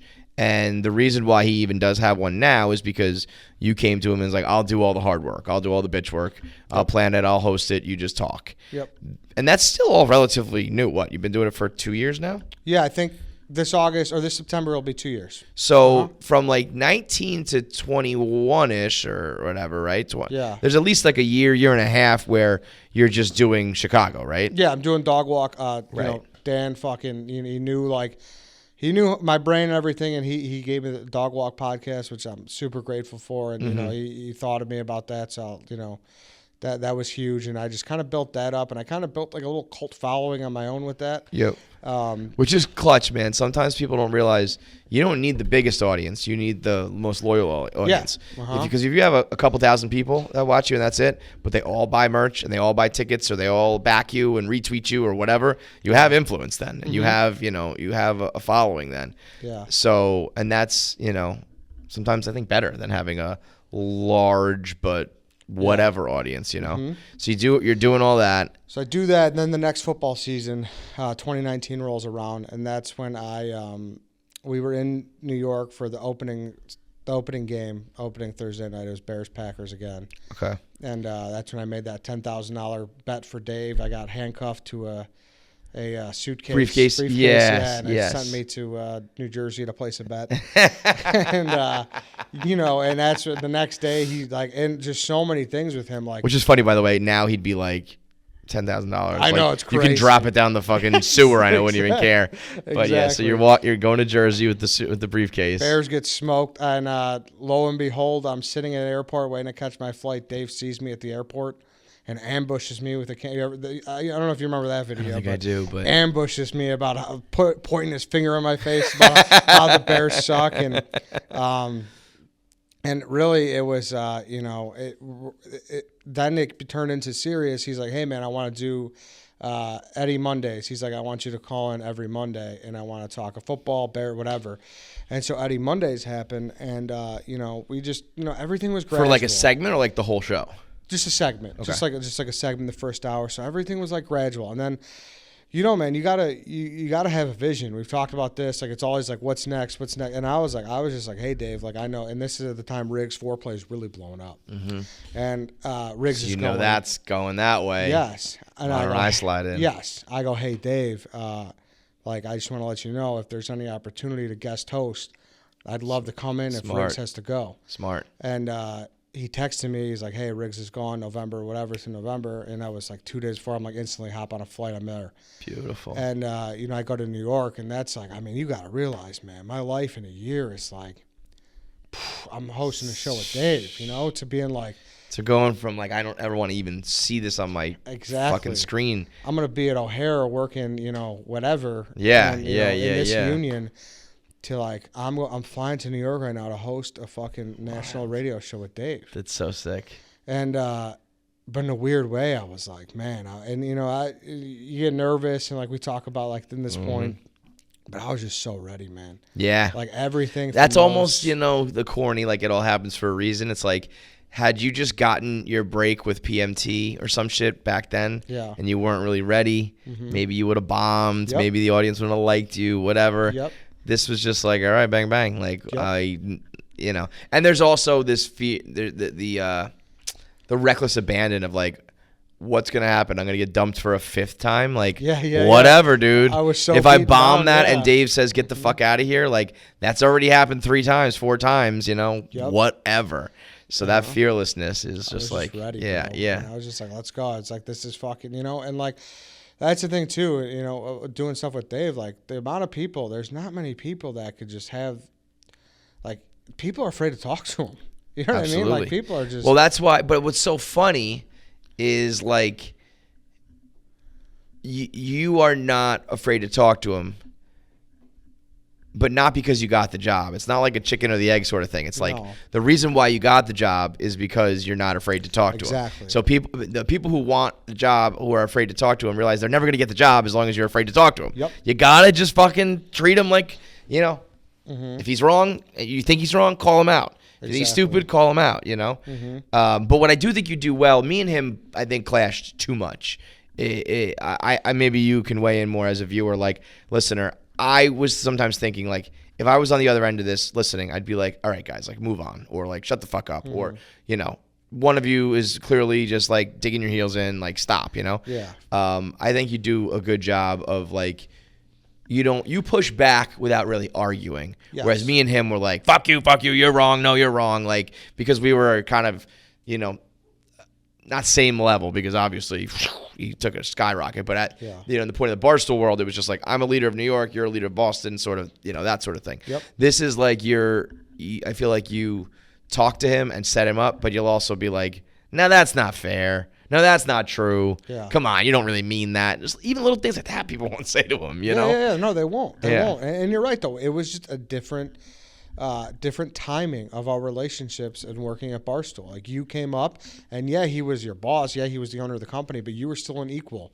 Yeah. Because Barstool needed that at that time. You were all 3 window screens. You guys had Yeah, to combat yeah. each other. Right. So, like, naturally, you're more combative, where to me, I was like, I need a different approach, you know? Like, I'm not afraid to go back at him, but I don't think it's always necessary for me because I'm not that role. I'm not an original guy. At that point, I think you're getting, like, if not already there, I think you're getting to the point where people are like, but what does Eddie have to say? Yeah. But I think in the beginning, it's just like, we're here for Dave, and Eddie's setting it up. Yeah. No one's sitting there going, well, now I need Eddie's rebuttal. I think now, you know, you've made a name for yourself enough that people will be interested in that. But that is another part of the hosting. Like, I used to even on the rundown know sometimes I was never going to be timid and not give my opinion. But I also knew, like, we're here for Dan and Dave to be like, you know, their wild, bombastic selves. And I'm not going to derail that by being like, Especially, but actually, let me give you, you know what I mean? Especially on an NFL Monday or something. Oh, those times or college bet. When Uh-huh. and I know there's a big bet that's been lost. I'm just like, you know what? But that's what people don't realize is, like, stepping away is a choice. Mm-hmm. It's not like, if you would have done that, you would have made the show worse. Yes. You know what I Yes. mean? But Yep. you, like, everything is a conscious choice. Like, people who just steamroll everything, like, that's not good radio either. Like, it's not good content. No. So, like, to know, and me removing myself a lot because I'm knowing that they're there for Dave is a choice. Yes. Like, I'm doing that You could. because You have a million yeah. opinions. You can talk on anything. Yeah, but I could jump in. I like. There's so many things. He don't kick back. You know what I mean? He never kicks back. Never. But like, there's so many things I would have a take on if he did. But no, it's just I am there to set up the dominoes for Dave. Right. And he's gonna knock them down. Sure. Yeah. As time goes by, my opinion, people will want to hear more of. But it's just like, I don't know, man. You gotta. That's have a vision. conscious. You have to understand that. exactly. For me, it was different because it was like I'm trying to make a name for myself. It wasn't the Dave Portnoy show. It was Barstool Radio, and I needed to. I did want to get my opinion in there. Yep. But then there was times where I was just like, okay. Actually, it was funny. I sat down at Wrigley the other day, and I was looking at the netting of the foul ball netting. Yeah. And I remember we did 2 hours on when they first put up the nets. Dave was like, "Fuck that! It's like impeding my sight lines." And I was like, dude, a kid like just died the other day. And he was like, I don't care. And we yelled for 2 straight hours in circles and circles. And I was like, I don't even think this is good, but I'm not, it was like a macho thing at that point. Like, I can't back down. But I think that you found that, I do love when you guys get into it. It's a very funny dynamic. Ours was, there's been plenty of people who scream and bicker at each other with Dave, but yours are very funny in a way because you guys are so different and there's the juxtaposition of styles and you'll just be like, I don't know. I just, I don't really think that way. And he's like, Eddie, what do you mean you don't think that way? And, I mean, the argument the other day about, what was it? Where he was like, you're changing the rule. Oh, the Barkley thing. The Barkley Cooper thing. I'm sitting there. It was one of those times where I'm yelling as a viewer on the other side, because I totally get what you were saying. Like, if you're talking about a starting 5, Barkley is like LeBron, and the other 4 people don't matter. Yes, and Dave was misconstruing that to mean like you don't have to draft other people or something. It's like your point was just Barkley plus 4, whoever, doesn't matter, and he couldn't get that, and you didn't get what he was saying, and it was like. It was very who's on first, what's on second sort of thing. For sure. But and the amount of people that just think that they could be in that chair. And listen, that's not, it's not sucking my dick. The amount of people who think they can be in that chair. Yeah, it's like, it's ridiculous, man. Bro, like that is, it's walking into the lion's den. And you're dealing with it. I dealt with it when he was like Rich Dave. You're dealing with it when he's like legitimately media mogul Dave, because even like I said, there were times where all of us when we were younger, we could argue with Dave. He was always the boss. He always had more money than us. But it could be like, you don't know what you're talking about. You're an idiot, and I'm the right one here. Now, even if that's true, Dave's like, well, I'm worth $100 million.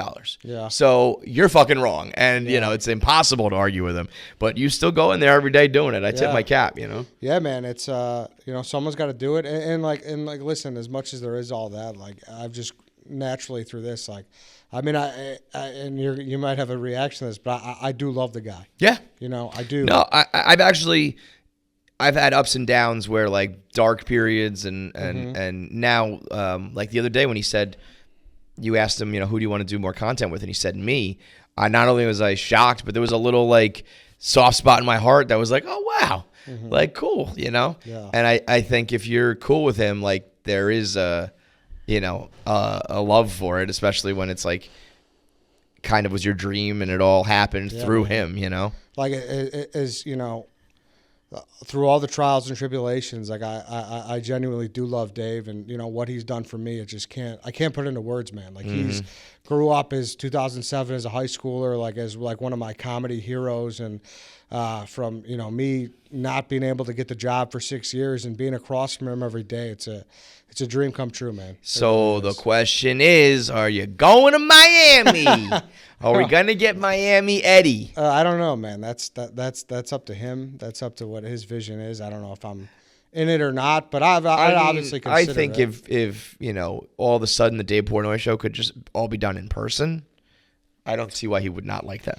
It'd be great, but I don't know what he wants to do though. I don't know if how much longer he wants to do a podcast, because doing stuff with him too, there always is that reality of like he could just pull the plug tomorrow. Could pull the plug tomorrow. It's very interesting when someone truly does not need to do any of this. Yeah, exactly. He could stop all of it tomorrow and be set for life.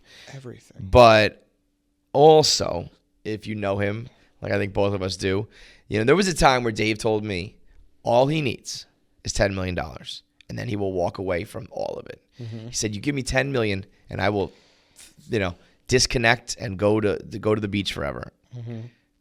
$10 million was like his bet on the Reds last, it's like, so that dude does need it because he does need to be in the mix. And I think you'll always have, maybe it's not like the exact format, but there's a very short list of people who he trusts and will work with, and you're on that list. I personally think like there's only a certain amount of time in this life, and there's a window to pick up and go to live Miami. And I would, now's the time to do it. And if it doesn't work, you come back home. Yeah. No, But if it does work, you are the right-hand man of a guy who I think is going to eventually be a billionaire. You think he'll be a billionaire? I do. I think he'll hit a B. I think that the gambling industry will be a billion-dollar industry, multi-billion, right? And, when you look at those other industries, like whether it's cannabis or like oil or, whatever the big things are, the people who get in first are those guys who hit the B. Like he is the first gambling mogul guy, aside from like the owners of casinos. But as far as online internet gambling's been legalized, and now there's personalities amongst it. So I just think he'll have, unless like I hope that silly shit doesn't get in the way of him, like reputation shit. But I think if all that plays out, I think he could be a billionaire, and if not, a multi-hundred millionaire. Take yourself out of those shoes. And if there was somebody else doing this for Howard Stern in the late 90s and early 2000s who was like, I don't know, I think I'm just going to like stay home and do it over the computer. Yeah. No, I know. And it's not that I'm totally, about exploring that. It's just, just depends on what Dave wants to do, Are there any conversations like just regularly scheduled, like, hey, the show's going this direction, what do you think of this? Yeah, like production meetings, if you will? I try. And a big thing with Dave, too, like in person is crucial. Yeah. You're just not going to get the same interaction or what you're looking for through text or maybe even a phone call. So like, and I'm not there, so that makes it harder. So every time I'm in person, I'll try to be like, hey, what do you think? And he's like, oh, yeah, fine, whatever. And I'll always, because I'm always looking to check my work. Yep. It's a weird guy to check with, though, too, right? Yeah, it's like, exactly. It's kind of like trying to, if anybody who's ever had like a weird relationship with their dad, if it's like, hey, Dad, like, you want to go have a catch or something, like Field of Dreams style, and it's like, so are you good? Yeah, I'm good. You good? Okay, good. Like that's it. Exactly. Not going to be mushy or anything. You're not going to get any attaboys, and you probably won't get much discourse at all. But you want to try to make sure That's where I think that's the most like, you still have to do that with Dave, even if it feels awkward or whatever. And some people don't, make that effort, but. Because I always tell him like, hey, dude, we could change stuff too. Like I'm about like wherever you want to take this thing. Like I'll give you my input of what I think. But you know how it is too. The wind, whichever way the wind is blowing, know. Right now, I need more guests. In 6 months, he's like, I don't ever want to talk to another guest again. That's the way of Barstool and certainly the way of Dave. Do you think that you'll, whether it's here or there or whatever, do you think you are in the Dave Portnoy business for the long haul? I mean, yeah. I mean, I just don't know because, like I said, I've even gotten I've gotten pretty close with his parents. Even I went there and I did some cookie reviews with his dad. Shout out Linda and Mike. Yeah, I went to their condo and everything, and just talking to his mom and everything. She's like, I think he's gonna walk away. Like she thinks he's gonna walk away. She's like, yeah, I could see it happening. The only thing I could see happening is I think he's getting fed up with some of the bullshit, the hit pieces and all that stuff. Yeah. Fighting for yourself. Even recently, I heard him say like, I don't remember which one it was, but he was like, I just didn't have it in me to fight the. I think there's going to be a basketball tournament this year that we run, college basketball tournament. Yeah. And he said, that's what it was. He said if these teams that agreed to it back out when the bullshit starts coming, I'm going to be furious because I told them this is going to happen, and if you're going to get afraid, let's not even bother because I just don't have the heart to fight anymore. Yeah. And I was like, wow, that's the first time I ever heard him be like, I can't just keep fighting the same fight. I know there's another hit piece coming down the pike. And it's like, how many times can we do this? Yeah. And personally, I was more like, how many times can he do it? So what do you think then? Like, I don't think he'd walk away. His own mother thinks he will walk away. What do you think? I think he'll do something in some capacity. Yeah. And I'm always there if he'll have me. You know what I mean? Yeah.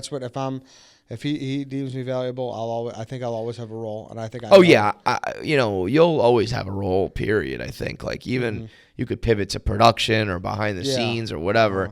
Your value has been like very clearly established, I think. Yeah, and I'm there for him for whatever he needs me for, So we'll see. I'd be willing if that's something that if he wants to do it for life, But if he wants to walk away, then I'm fine here. Well, I think you've done such a good job of establishing your own shit too. Like you're not just a lackey. There's been some, which is important. Yes. I mean, very important. Like, I think there's a very important, like, when you come to a place like Barstool, you can jump on, if you're lucky enough, you can jump on somebody's wave. And sometimes it's like, yeah, do that. Like, of course. And it's like, or you could take the hit now and you're not going to be as big and as comfortable, but you start building your own shit, Yeah. And you're doing both. It's perfect. You can. One hand, one show feeds the other. You can finish Dave Portnoy show would be check me out over on the dog walk right now, and then have your own style. So, you really have become the mayor of Chicago here.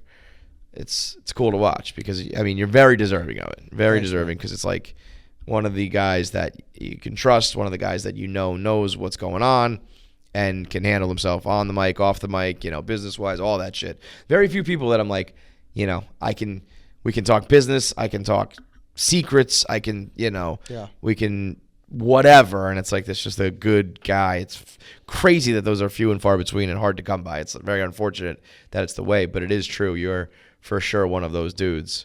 Where do you think Barstool ends up as a person, as a kind of a connoisseur of this, from days when you were not working with us through days when you are, Howard Stern, Letterman, comics, stand-up, otherwise, you've seen all this kind of shit. I know you're a fan of all of that. Do you think that Barstool, we know some major changes are coming. Yeah. Do you think that it survives that? Do you think that the hit pieces add up? Do you think that it pivots one way? What do you think Barstool is in 5-10 years?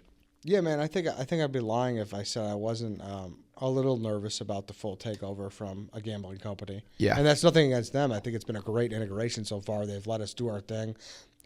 They fucking have stood by Dave and everything. So I absolutely, it's not a knock against them, but it's just, you never know. If they wanted to just turn it to, hey, scrub it all, get rid of the Chicks page and make it the BarstoolSportsbook.com, like, they could do that, man. Yep. And that's that's sometimes I get worried that they can do it and they're like going to be like, yeah, like why not?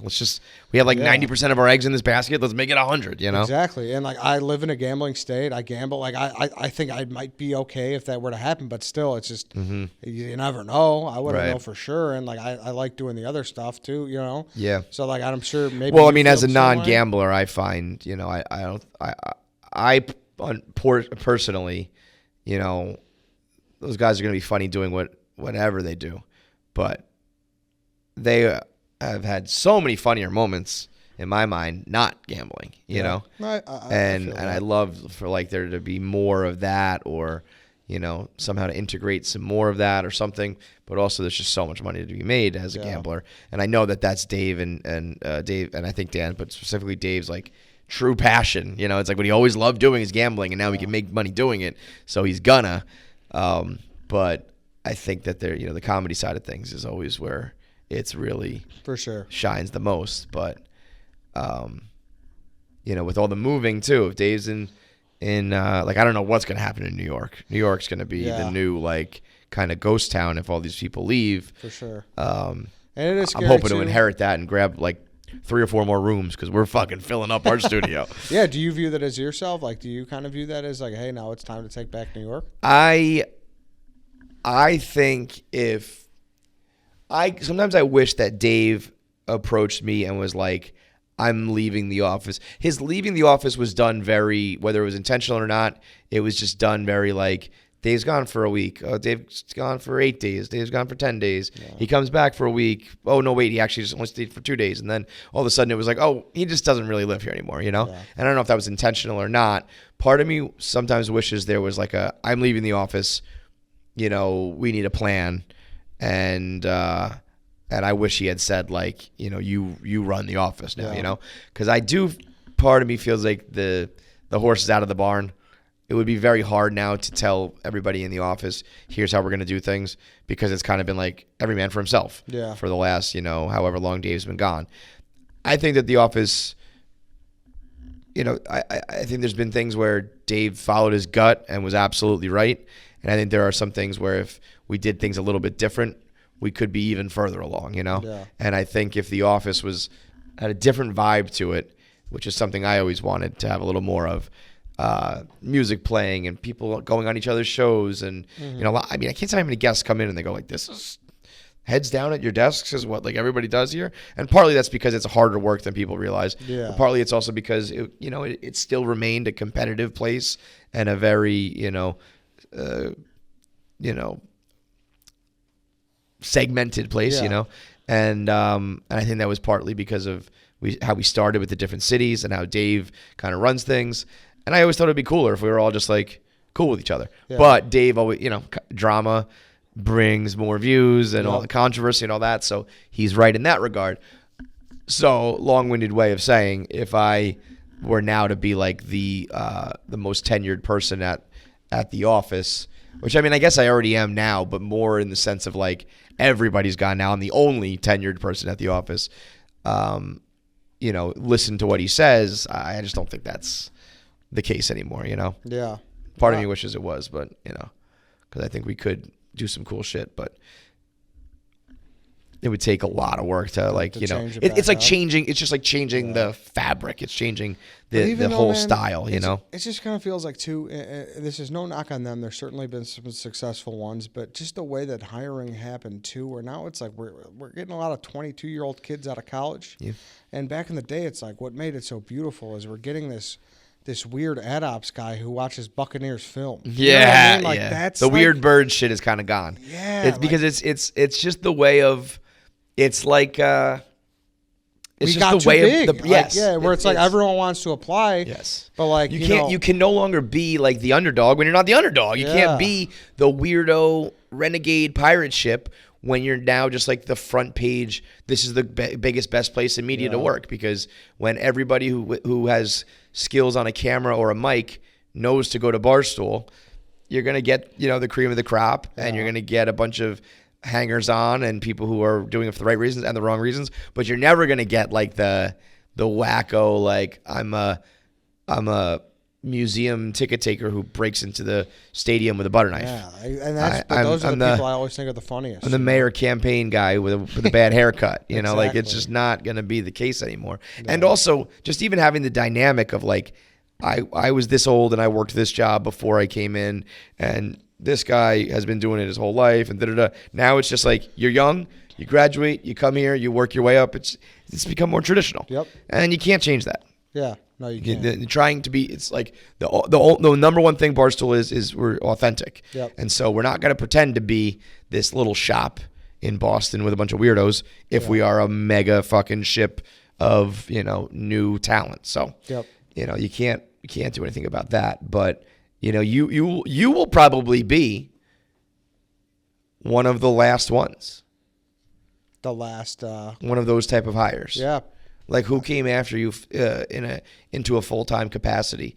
2020, 2019, you're probably the last, you and these guys, but guys, you specifically are the bookend. It started with let's say Jamie Chisholm or Manzo or one of those guys, one of those weird hires, or with the internet side of things, it starts with me or whatever, and then you're the bookend of you're the last of the Mohicans, man. Yeah. You're the last of the guys who kind of did it the right way and suffered and knew and was a fan. Yeah. And now it's just going to be like, hey, check it out. I got a TikTok already that has 100,000 followers. Can I work here? Crazy. Yes, you can. So props to you for that, because man, that dark time sounded dark. It was awful, man. And man, you probably would have slid right in and been the funniest, most likable guy at Union 472, steam fitter union, or pipe fitting or whatever, and you would have lived that life and been the life of that whole union and been the funniest guy there. But thank God that didn't happen, man. Man, it's been a strange road, man. It really has, and grateful to be where I am. And obviously you've always been a tremendous help, and that's where, like, I just said that about Dave. But it's like, you read people's Wikipedias as you're reading them, and how, you're a comedian. You have so many comedians on KFC radio. You're like, oh, their influences were this guy, this guy, this guy. For me, like I said, I grew up on Barstool, man. It's Dave Portnoy, Kevin Clancy, Dan Katz, man. I appreciate that. And from a personal, professional point of view, it's very flattering. From a personal point of view, were you like, I mean, I know we're all winding down now. Were you ever like the party guy? Were you ever like the shit face, like dancing on a bar, like wild kind of like man like that? Or are you always kind of low key in the cut? Well, that goes into me kind of being like an asshole kid. Like I started drinking in 6th grade when I was 12. 6th grade? Now, so all right, we got to, I know we've already had like an hour and a half here, but we got to get into some of the good shit here. Yeah. You're 12 years old? 12 years old. What, sneaking into dad's liquor cabinet? A little, it was Bacardi. It was after a New Year's party. Bro. It was, Bacardi Limon. Drank it one time my whole life. Half a bottle. With Barstool JJ when we were in like 6th grade. Drank half a bottle of Bacardi Limon. I threw up in his shoes. It was brutal. I have never had Bacardi Limon since. I had half a bottle of Bacardi Limon. I almost jumped off the Sayre Street Bridge. And how old is that? That's when you're 12? That's when I was, older, that was sophomore year of high school. So that was a little older. But so you're a wild child from like 12 on. Yes. Now, when you say you started, like you had your first drinks when you were 12, or were you like regularly trying to party when you're 13, drinks, 14 years old? First drinks, once a weekend, you're sharking for a fucking half beer a case of Miller Lite, whatever you're doing. Yes, God, like the fact that will never happen again. Yeah, those days are over. Never. You're never gonna have to ask someone to buy you liquor. You're never gonna have to ask. You're never gonna drink a warm beer that you stashed in the woods. You're never gonna. You would never drink in a million years now. Oh, now I'd be like, then, back then, the rush and the joy, that was it. And the feeling of defeat when it didn't work, and the feeling of success when your fake ID did work, or whatever. It is a rush and a feeling of accomplishment that you cannot replicate.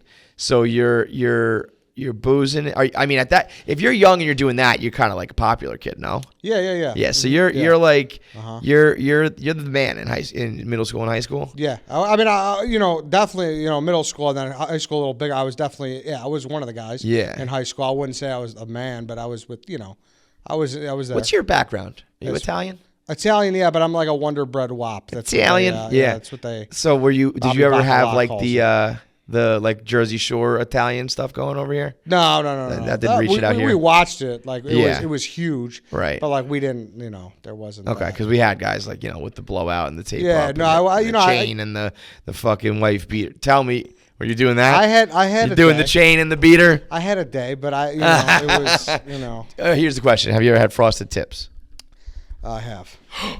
Oh shit! I mean, I said that totally being like, you didn't have. You had frosted tips. No, I was like in shape. I was a different guy. I didn't really start putting on weight till like college. Wow. And like, so you kind of just mold into like this like couch guy. Yeah, Like, no, I was I know how that goes, man. I was a pretty fucking cool dude back in. Well, no, you high listen. school. You're still a cool guy. That's not up for debate. Yeah. But that's funny. So, were you a little heartbreaker?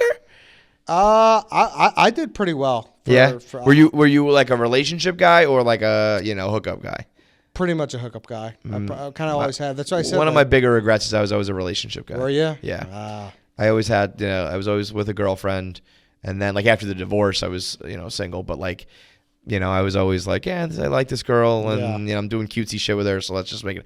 So you were bouncing around. Yeah, I was always trying to get my buddies to not be the relationship guys for sure. That's who I was. You need that guy. Yeah, no, I'm telling you, that's where like people may not believe that I was an asshole back, but like grammar school and high school, I wasn't. You're boozing, you're pranking, and you're fucking. Let's Yeah, it go, wasn't- Eddie. It was a different guy. Yeah, It really but was. I also think like there's when you were the guy telling your buddies to not have girlfriends, was that from a place of foresight, being like one day you're gonna regret this, or just even in the moment you were like, it's just better to. I remember being the relationship guy, being like, this was my spin zone for sure. But there was an element of like, I'm having more sex than you guys. I'm hooking up more than you because I'm doing it on a Tuesday night because I've got a girlfriend. yeah. Where you guys are like hoping on a party night on Friday you might get some. But we all know the thrill and the excitement of a new person far outweighs the For millionth sure. time with your girlfriend, For sure. But I was trying to be that guy arguing the other side of it. Were you doing that from a point of view of like, you idiots, you're going to regret it, or just because you needed like a road dog to hang with? If you come on, bro, if you were like if you went into college with a girlfriend, I thought you were the biggest moron. Insane. And that still holds true. I didn't do that, but I did the next worst thing, which was like get one right away. Yeah. You know? So yeah, no, I was definitely the foresight of like, bro, and you realize now too, it's a finite amount of time. And you got to fucking make the most of it. Absolutely. And I think that's like, I think being afraid of girls turning you down is one of the stupidest fears in the world. It is. I think the need for some sort of like comfort like is silly too. Like just be on your own. Mm-hmm. Like, I know people always say like you want to be single on Saturday night and have a girlfriend on Sunday night, It's Yeah. like, but even that Sunday night, like power through it when you're young because it complicates things. It makes things Totally. more dramatic. It changes you. It's like you want to just live, man. Yep. Just fucking party. No, I was. But now, so at an older age, we're not going out anymore. We're washed up. Is there family in the future, or you bro, think? I don't know, man. I've because that's the thing. I always kind of wanted to like establish this. Yeah. And, it took It took a many little years to long get time. there. Yeah. And then now that I'm I'm here, but you're never satisfied. Like No. you always want to keep growing Sure. up. And even who knows, what if I got to move or what? I don't know, man. To me, I just can't. I have trouble wrapping my head around being like, oh, I can't just go do that. I got to call someone first. Yeah. I have a real hard time. I was thinking watching about that special on George Carlin on HBO HBO, Max. yeah. Real good. And there's a point where he's talking, and he more or less says like, I'm a totally different person when I am a singular entity versus not. So like forget about like having a family and kids, but in so much as just like I was a single guy who would do whatever I want, pick up, go wherever, do whatever, versus I now have a girlfriend or a wife that even if you're happy, I just change who I am as a person because now I'm like, I want to cater to you. I want to make you happy. I want to make sure you're good. And when you're solo, that's all of that energy and effort is going into just you. And I think sometimes people paint that as selfish, or sometimes I think it's just like, it's a balancing of all your, all the different balls in the air. It's like, I just don't have that extra ball, right? I can just do what I want when I want, or the opposite of not do what I don't want to do, I think is a big one too. Sometimes people are like, oh, I can just pick up and go wherever, or you can just sit on the couch if you want to sit on the couch. That's exactly. almost the bigger one. Exactly. And I don't think there's anything wrong with that. I think like there's, somehow along the way in society we have, you almost, getting in a relationship is you're making sacrifices for everything else in your For sure. in your life, and that's kind of the nature of it. But also, I think we've kind of let that get out of control a little bit, where it's like, why does it have to be either or? Definitely. You should find someone that complements it. But yeah, it's almost like you want to make sure you've done everything you can professionally before this hinders it. Yes, I thought that's definitely it. And Yeah, and I know the answer to that is always, well, you just haven't met the right person. There's definitely a factor. That is true, because but I could say like, there's probably like 2.5 people I've met throughout my life where I was like, have you ever been in love? No. No. But I could say like, I could have seen that. You know what I mean? Like that's Did you ever like cut it off early? Like, were you the one to break up, or did they break up? Like, I've definitely cut things off early just because I'm like, hey, I just can't. You know where it's going, and you're not like ready for that yet. And Which that's is fucking terrifying. Yeah, I mean, some people call that self-sabotage, and sometimes it is. Also, sometimes I think it's like kind of the mature way to be like, I think this is going to go somewhere that I'm not ready for yet, or don't want to do yet, or can't handle yet. So like, let's stop now. And I have this thing too where like, I don't know, like people go through so much trauma, and I'm like, I don't want to be someone's. You know what I mean? Absolutely. Where I fuck with their lives. Bro, sometimes I've said it before because I've never really been like heartbroken dumped. But being the dumper is like its own bear across the bear where it's like, I don't want to hurt you. I don't want to break your heart, but I have to be true to myself. And so both sides of it suck. And it's like, and you know there's going to be fights along the way. Sometimes I think it's so funny. It's like, if I were to get in a fight with you, the magnitude of some of the fights I've been in with people in relationships, we would like never talk again. Yeah. You know what I mean? Like if it was like you say some of the things that people say in relationships to a friend or a stranger, they'd be like, okay, well, we're not going to talk anymore. Fuck like, you know, whatever, right? But you just have to stick it out with relationships for what? Like it's crazy, you know? The standards have really dropped, I think. But and it's just, dude, I'm one of those people too that realizes the gravity of that decision. And it's just like, hey man, if you get in a relationship and you marry someone and you have kids, and it's a tough thing to deal with. And I'm as you know, preaching to the choir, bro. You know what I mean? Yeah. Like, and man, like I think about that. The people who are like, man, I know that he's not sure about doing that move, marrying that girl, and he's gonna do it.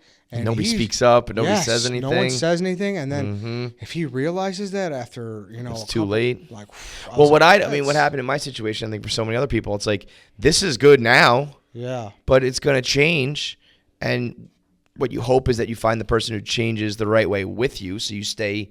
But like things changed and we changed, and it was like, well, wait a minute. I guess I'm immature for not having seen that possibly happening. But I also was like, well, fuck this. The equation changed. So now, now what? So, I mean, I think forever is a hard thing to predict. And monogamy is kind of crazy in a modern world where it's like, I'm going to have this work opportunity and this travel opportunity and this sexual opportunity, this friendship opportunity, all these things that really don't play into the idea of like, I just go to work and come home to you every single day.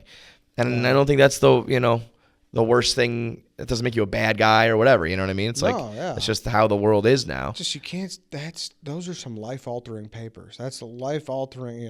A birth certificate. I also I never understand why we take your money and your assets and your investments and your buildings and your all that, the most tangible, logical things in the world, and we tie that to our most illogical, out of control feelings. When you're in love, it's this thing that's like you'll die for them, you'll fuck them, you'll fight them, you'll kill them, they'll kill you, whatever. And it's like, let's make sure that all of our most important money and everything that's very real is tied to this thing that is uncontrollable. What? Yeah. Because if you break up, you can just go your separate ways. It's whatever. Yeah. But it's when it's the divorce and kids and all that shit that it becomes like, holy fuck. But that's why I think Jeter's always the blueprint, man. And if you can somehow Jeter it and see the future and be like, I'm going to do this until this point and then find you, and then we get married and then we have kids and it's all perfect. But goddamn, how hard is that to predict? It is, man, because people just sign those willy-nilly, and it's like, I'm at this point. It works fine. It's enough, and the time's ticking on having kids, and they just the schedule. They do it over a schedule. I'm 30. I'm supposed to. And it's like, man, you gotta. I don't know about that. Now, would you have a feeling of like, do you think you hit 40 maybe, and you're like, fuck, I'm alone. That's what's scary. Yes, that I think about. I haven't thought about that yet. I'm 31. But like that's coming. Yeah, that's age of like, for sure. Am I going to be alone? Because that's not great either. No, that's what's that's why Jeter kind of you got to like if you can time it perfectly, but that's so hard to do because I think what I think is crazy is we give up basically 30s, 40s, and pretty much 50s for kids. Yeah, and then like maybe when you're 60, if you're still in good shape and you're happy in your marriage and you have the money, then you start to travel, maybe you retire. But it's like we're going to give up these 3 decades for the back end for like maybe 1.5 until you're too old. Yeah. For what? And the answer usually is kids, and you're happy with them. But, if we could just shift it, and I know there's like biology and biological clocks and shit that's a problem, but if we could just make it like 40 instead of 30, and you add, because what I partied and I got the partying out, but what I wish I did was more like travel after that, adult stuff. I'm not just going everywhere getting shit faced. I want to go see a country and a show and experience and maybe live across there for a little while or whatever. And I didn't do that. Now, to be honest, it's too late. I got to watch my kids for the next fucking 25 years, And so, but I also do know every, Christmas and holiday and time that I need them when I'm older, they'll be there. So, but it is crazy to start thinking about, let me sacrifice these really good years for when I need someone to wipe my ass when I'm 80. Well, I don't know. That's probably going to suck anyway. It's gonna so suck. why limit yourself now? But For sure. These are the, balancing life, work, love, and friends and all that is the most difficult thing in life. It is. But at least, without a doubt, I can say you got the professional thing on lock. Yeah. I don't know enough about the rest to say it, but professionally, you went through it. I didn't even know how bad it was. Makes me feel bad that I didn't step in and try harder for you.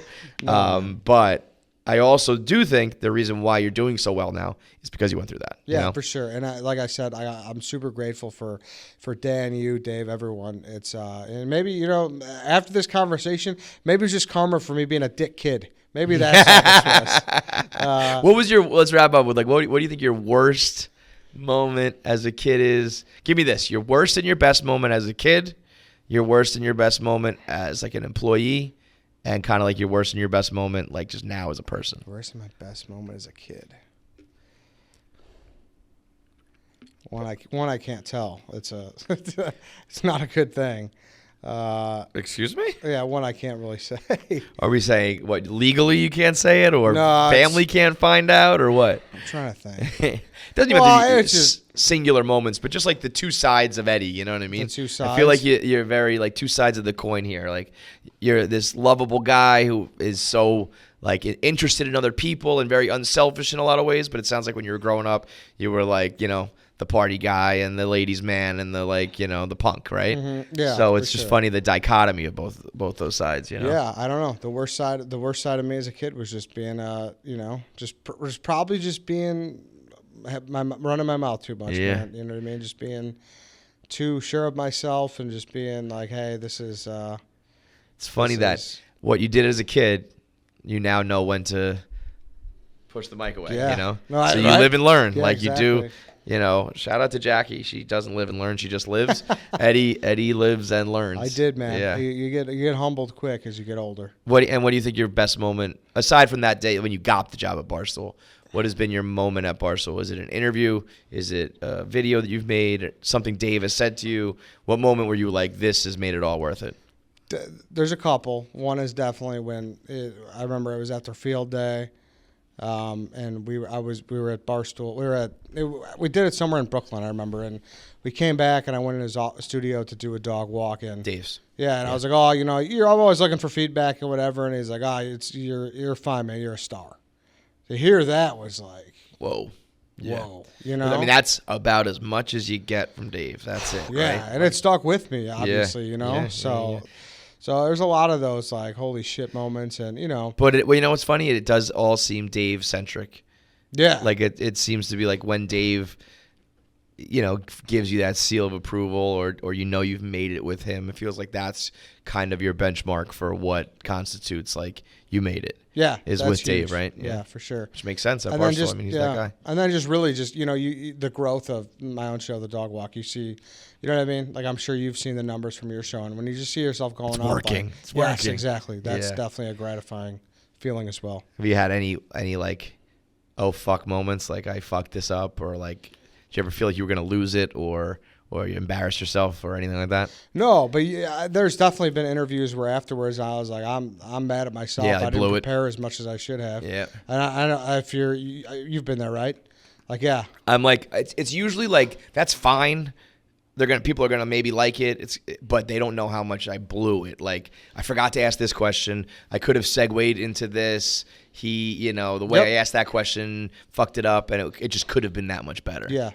So that stuff happens for sure where I'm like, but nothing so catastrophic. And now really what I'm dealing with too is like the Dave Portnoy show is growing so big. And, the more you do with him, it's like getting called up and you're unleashed to so much more criticism. It's like, oh, damn. Oh, yeah. Like, it's a different A lot more world. assholes, a lot more haters. Are you seeing your numbers, personal numbers growing too? Is it like? Yeah, it's going up. And it's, I got to do a better job in some things like that. But, No, it's definitely. I mean, you're a star, baby. He's not wrong, dude.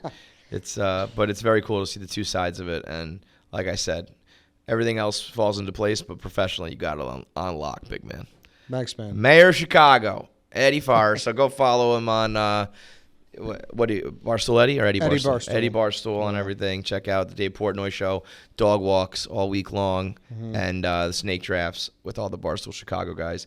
Also one of the hardest working guys. I love the people who do multiple shit like I always do. I'm like, yep, he works just as hard as I am. He's in the studio just as often as I am, and I really appreciate that. So you went through it, but you did it, dude. So thanks, man. And always Congrats. Sincerely thank you for all the help throughout those years. You it was deserve always it, dude. No problem. Same thing with you, like Dan did for me when even I didn't get into Barstool, but he got me into that other sports company. When I moved to New York, you were the first one to give me that job at Howard Stern, and that shit I'll always remember, man. So happy to do it, dude. You deserve sincerely. it. Cool. We'll see you next time on Behind the Blog. Make sure you subscribe to KFC Radio on YouTube to get all the video content. Subscribe, comment, like, and make sure you turn on the bell notifications so you know whenever new video content drops. I want to say something, but the video has to be fast, so that's it.